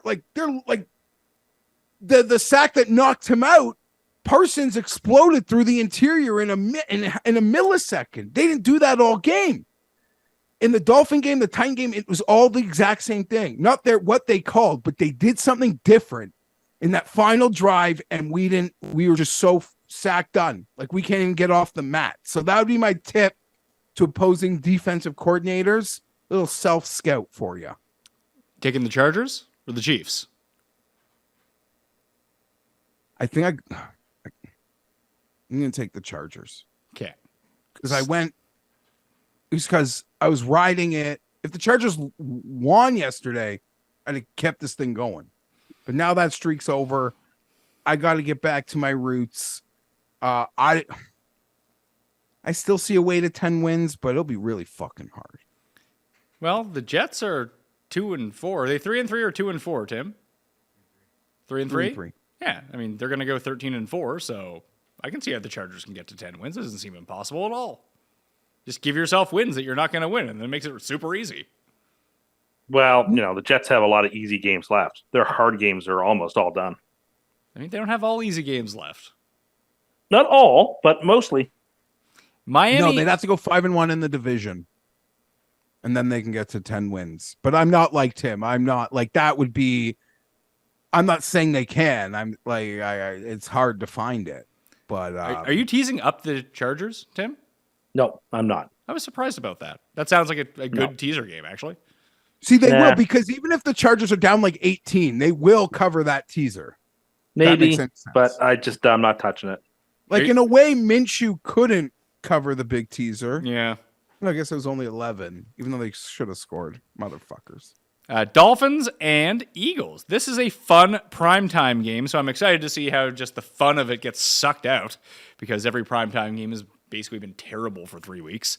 That this one on paper seems like it should be a ton of fun. Tim, did you know that the Eagles just signed Julio Jones? I saw that seconds before we came on air, and I had to check to make sure it was a real report. That's not good for the Eagles. Yeah, I wonder if Devontae... I don't know what to say here other than I don't know what happened, whether last week was just aberrational and we just write it off from the Eagles. But, like, can they score enough to keep up with the Dolphins is my question. I have the same... I'm taking Miami in this game. I don't think that, like... You can talk about the top defenses in football. Right now, the Eagles are 20th against the pass, second against the run. And we know that Miami is very effective at running the ball. But I think that it's funny, we had that big discussion about analytics, or maybe it was a rant from me about how people don't understand it. I actually think that Mike McDaniel is actually one of the few people who does kind of understand it well and can use it in context and be like, if we can't run, and listen, it's going to be a personnel thing. If the Eagles don't have two members of their starting defensive line, they could probably run all over the Eagles in the Sunday night game. But if those guys are back, you might just assess the situation and be like, yeah, maybe we'll run twice and just throw to Tyreek Hill every single time. See if they can stop that. Like, he seems to be the best in-game offensive judge of what is going to work against another defense. That doesn't mean it works every time. It doesn't mean they win every game. I do think they're going to score points in this game. I think the Eagles are going to score points in this game too. So I'm going to take the team with who I think has the better rolling offense right now, and I think that's the Dolphins. Me too. I don't think that the game goes over the total, though. I think it's going to be like 27-23 Dolphins. I would say, yeah, fair enough. That's still a lot of points to me in a game. 50 points in a game is a lot. Sure, but the over-under is 52. So I think it does slightly go to the under, but I like the Dolphins. The coin in Sunday Night Football. I'm just excited to watch this game. This might be one Sunday Night Football game I actually stay up for, and I might not even bet on it in terms of the spread. Maybe I'll play a few props. Prop Sniper, we're on thesims.com. Get in on the props. The coin is taking Miami as well. Geoff, are you making it a round of Miami? Yeah, I haven't picked against Miami since week 1, and that was like, just me and my little thing. Maybe the Eagles losing. Like, if I'm a Dolphin fan, I'd be paranoid. I'd be like, oh, I wish the Eagles didn't lose that game. They'll be super motivated. Yeah. I don't think they can stop the Dolphins. I just don't. I don't think their secondary can stop the Dolphins. And Hurts doesn't seem like himself. Picking the Dolphins seemed easier today than I thought it would be leading into thinking about how I would pick this game. But I'm picking the Dolphins. I mean, you could look at it too, that where it just maybe the Eagles looked. Listen, the Eagles were undefeated going into last week, and I don't think that anyone would say they looked like a juggernaut. They looked like a juggernaut last year when they were undefeated at this time. They have not looked like a juggernaut at all this season, and it feels like they were kind of doing the Chiefs thing where they were just playing well enough to win. They don't really, not that they don't care, but you understand what I'm saying in terms of motivation, where they don't really have anything to prove. They just want to get to the playoffs. They want to get back to the Super Bowl, and they're well on their way of doing that. And they finally got got last week in a game that they should have won. They had every chance to win and gave it away against a really good defense. And maybe that's enough to knock them back to earth and start taking themselves seriously again against what they know is a really good opponent. They're back at home in this game. And just even to take a look at the Jets' schedule, like if there's one thing you have to give the Jets, held the Bills to 16 at home, Patriots to 15 at home, Chiefs to 23 at home, and the Eagles to 14 at home. Like it's tough to score points at MetLife against the Jets. Can't wait for the Bolts to come into MetLife in a couple of weeks. We'll see how Justin handles that defense when it's healthy. I mean, that had nothing to do with the game that we're talking about, but thank you. No. Well, I mean, I've already expressed my view that I like the Dolphins here. So it's around the Dolphins. Monday Night Football, San Francisco and Minnesota. The Niners are favored by 6.5 in Minnesota, and there is a chance McCaffrey, Debo, and Trent Williams all play in this game for the 49ers. But the thing is, because it's on Monday night, we're not going to know that on Sunday. That's going to be a Monday decision. And once that information is released on Monday, if it's positive, this line's going to like 8.5, or it stays where it is, I think. So I think if you're going to bet the Niners, you bet them now. And hopefully injury news breaks in your favor. It's prime time. It's Kirk. I'm taking the 49ers, teasing the Niners down for the last part of my tease. I like the Niners too. Niners off a loss, even down those guys, I think they're still better than... it's a nice get-right spot for Purdy, if anything. The coin says... Geoff, you have to make a pick in this game, by the way. Oh, I'm so. Are you awake? Are you awake, Jeffrey? No, I'm so fucking rattled. Why? I don't know. Talking about the fucking Chargers, I'm just so rattled. I You really have your handled eyes it well, closed, went to your bed. arms crossed. Even my wife is so proud of me. Like she acknowledged, she's like, maybe like in her mind, she's like, that loss to the like that playoff loss changed me. Like I just handle everything that much better. But just sitting here thinking about it,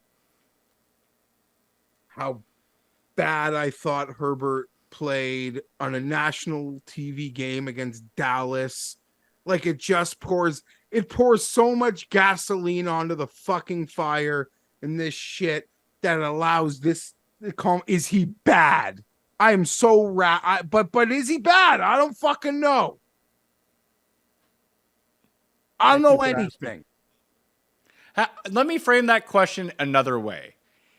In 5 years' time, are we talking about Justin Herbert like everyone talks about Kirk Cousins and Dak Prescott right now? No, we're talking about Justin Herbert. Justin Herbert's career trajectory is going to be identical to Matthew Stafford's. At some point, he's going to lead be the old. Chargers and win the Super Bowl somewhere else. We're going to be done, and he's just going to go play for someone else. Like, it's the same fucking shit. That guy had Calvin Johnson. He didn't win one goddamn playoff game. How is that even possible?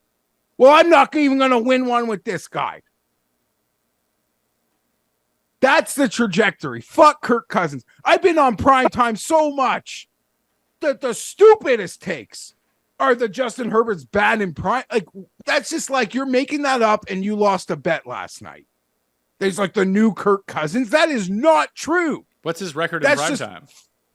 That's just it's fake news. There have been so many primetime games. He won a lot of them. I mean, he lost last night. He lost to the Jaguars in a primetime playoff game. He beat the Dolphins in primetime. Beat the Dolphins last year. Oh yes, What? they beat the Dolphins, didn't they? Yeah. Yeah, and they beat the Dolphins. Chiefs My on a Thursday night football. No, the Chiefs beat them. No, the Chiefs That was no, when no, Herbert hurt his rib. That's the that was other. game, yeah. Herbert You hurt his see rib all that these fucking guys, rib cartilage out, multiple weeks, rib cartilage. Dude is gonna. The guy is willing to die for me, and I respect that's a lot. That is an unbreakable bond.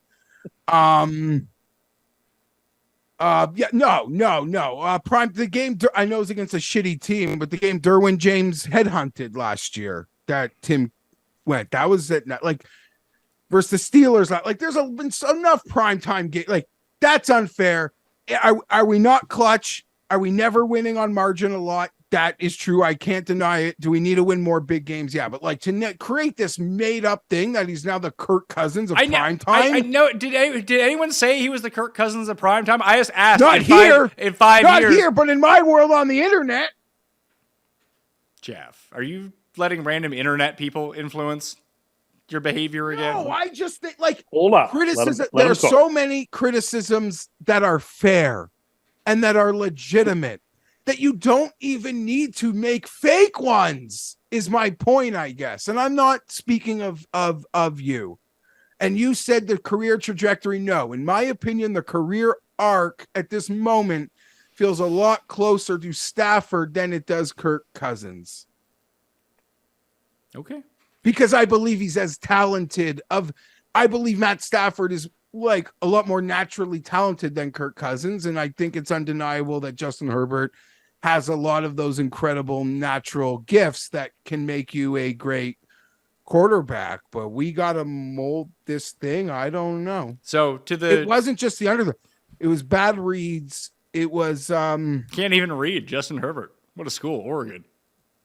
No, he was an academic All-American biology major. Yeah, because he He's can't okay. read. They just let these people skate. If you get into college and you can't read, they just kind of push you through. That's how you get your degree. Yeah, I mean, didn't you go to Yeah, if you Western? play receiver. Jeez. You can do Like a I just mean quarterback, like too. he's no dumb. Let's he's no dummy. You He's don't no know dummy. that? Maybe you're buying into fake news propaganda. Okay, you're right, but all right. So anyway, to Maybe- answer the question that sparked this entire Herbert, do you like the Niners or the Vikings? Oh, sorry, I was just lost. I like the 49ers to kick their ass. And in closing,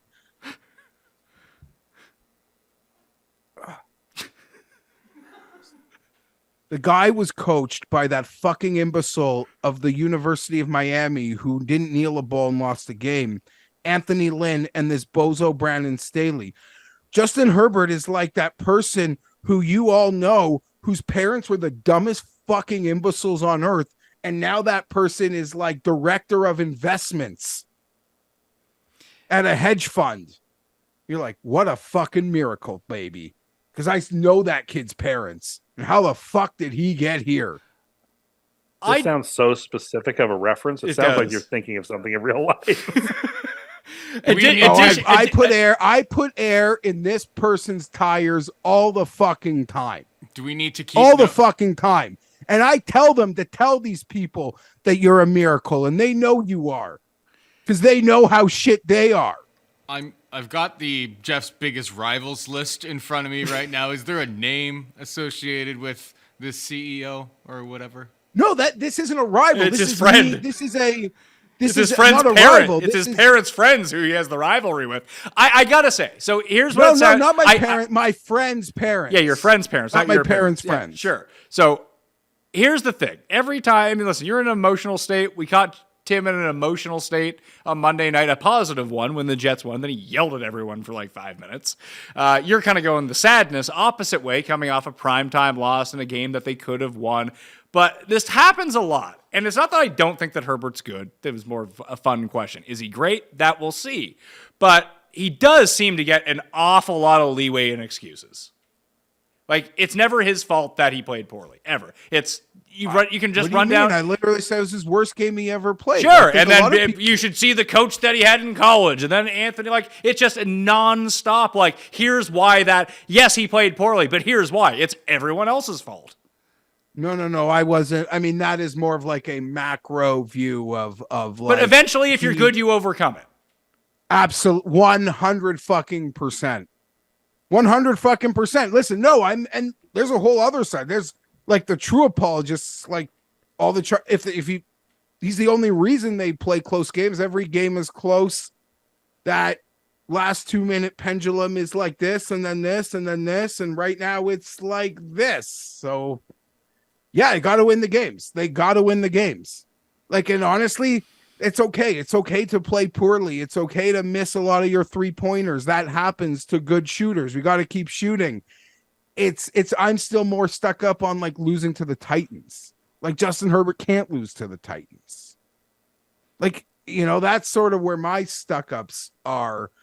You know, winning's hard. There's games you're going to lose. You're just going to lose them. Good teams. And maybe we should beat them. But it's like the games that we have to win that he can't lose to these people. And we're losing them. Tim. Yeah.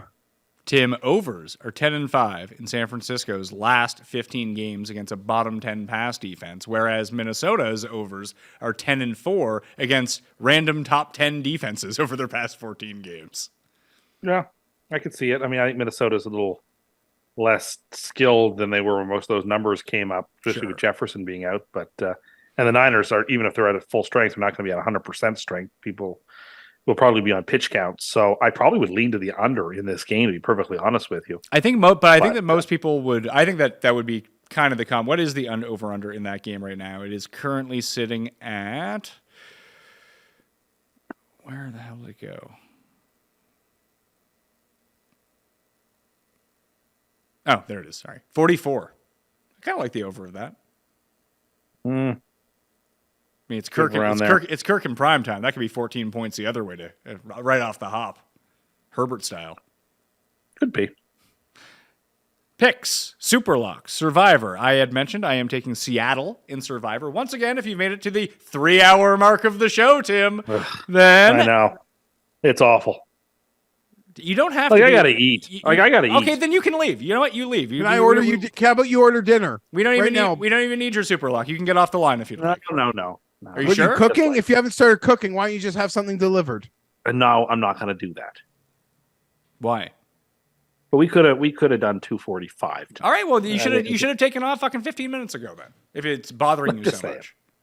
That's bothering me so much. Just people know I like when we get in under 3 hours. I think it's efficient of us. Okay.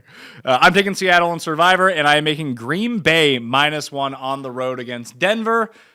Prepared to look stupid when Jordan Love looks like ass, but I don't believe in Denver, and I think a week off did the Packers some good. This is when you can talk, Tim, so it doesn't take another hour. Yeah. Detroit +3.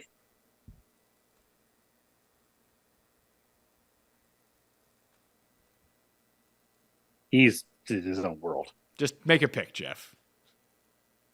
He's on mute, like he doesn't have sound. Yeah, we can't even hear him. He's the most crazy person on the show. Do you have him muted, Paul, or does he have himself muted? See, the thing is, you would be able you wouldn't be able to hear Tim, and you wouldn't be able to hear one and not the other. So my main mic just. I don't want to keep this going any longer. Make a pick. I'm going to take New Orleans. I don't even know why. I'm sorry to everyone for what happened today. I'm disgusted. I'm not. I think you've clearly thrust yourself back into the pole position for the vote. I don't know about that, Tim. I do. No, you're safe, Geoff. Geoff, you're pretty safe. Tim went on a rant about how the trackpad is better than mice when it comes to using a computer, and the tech bros are going to come. The people that might be able to help you rig the vote are no longer going to help you, Tim.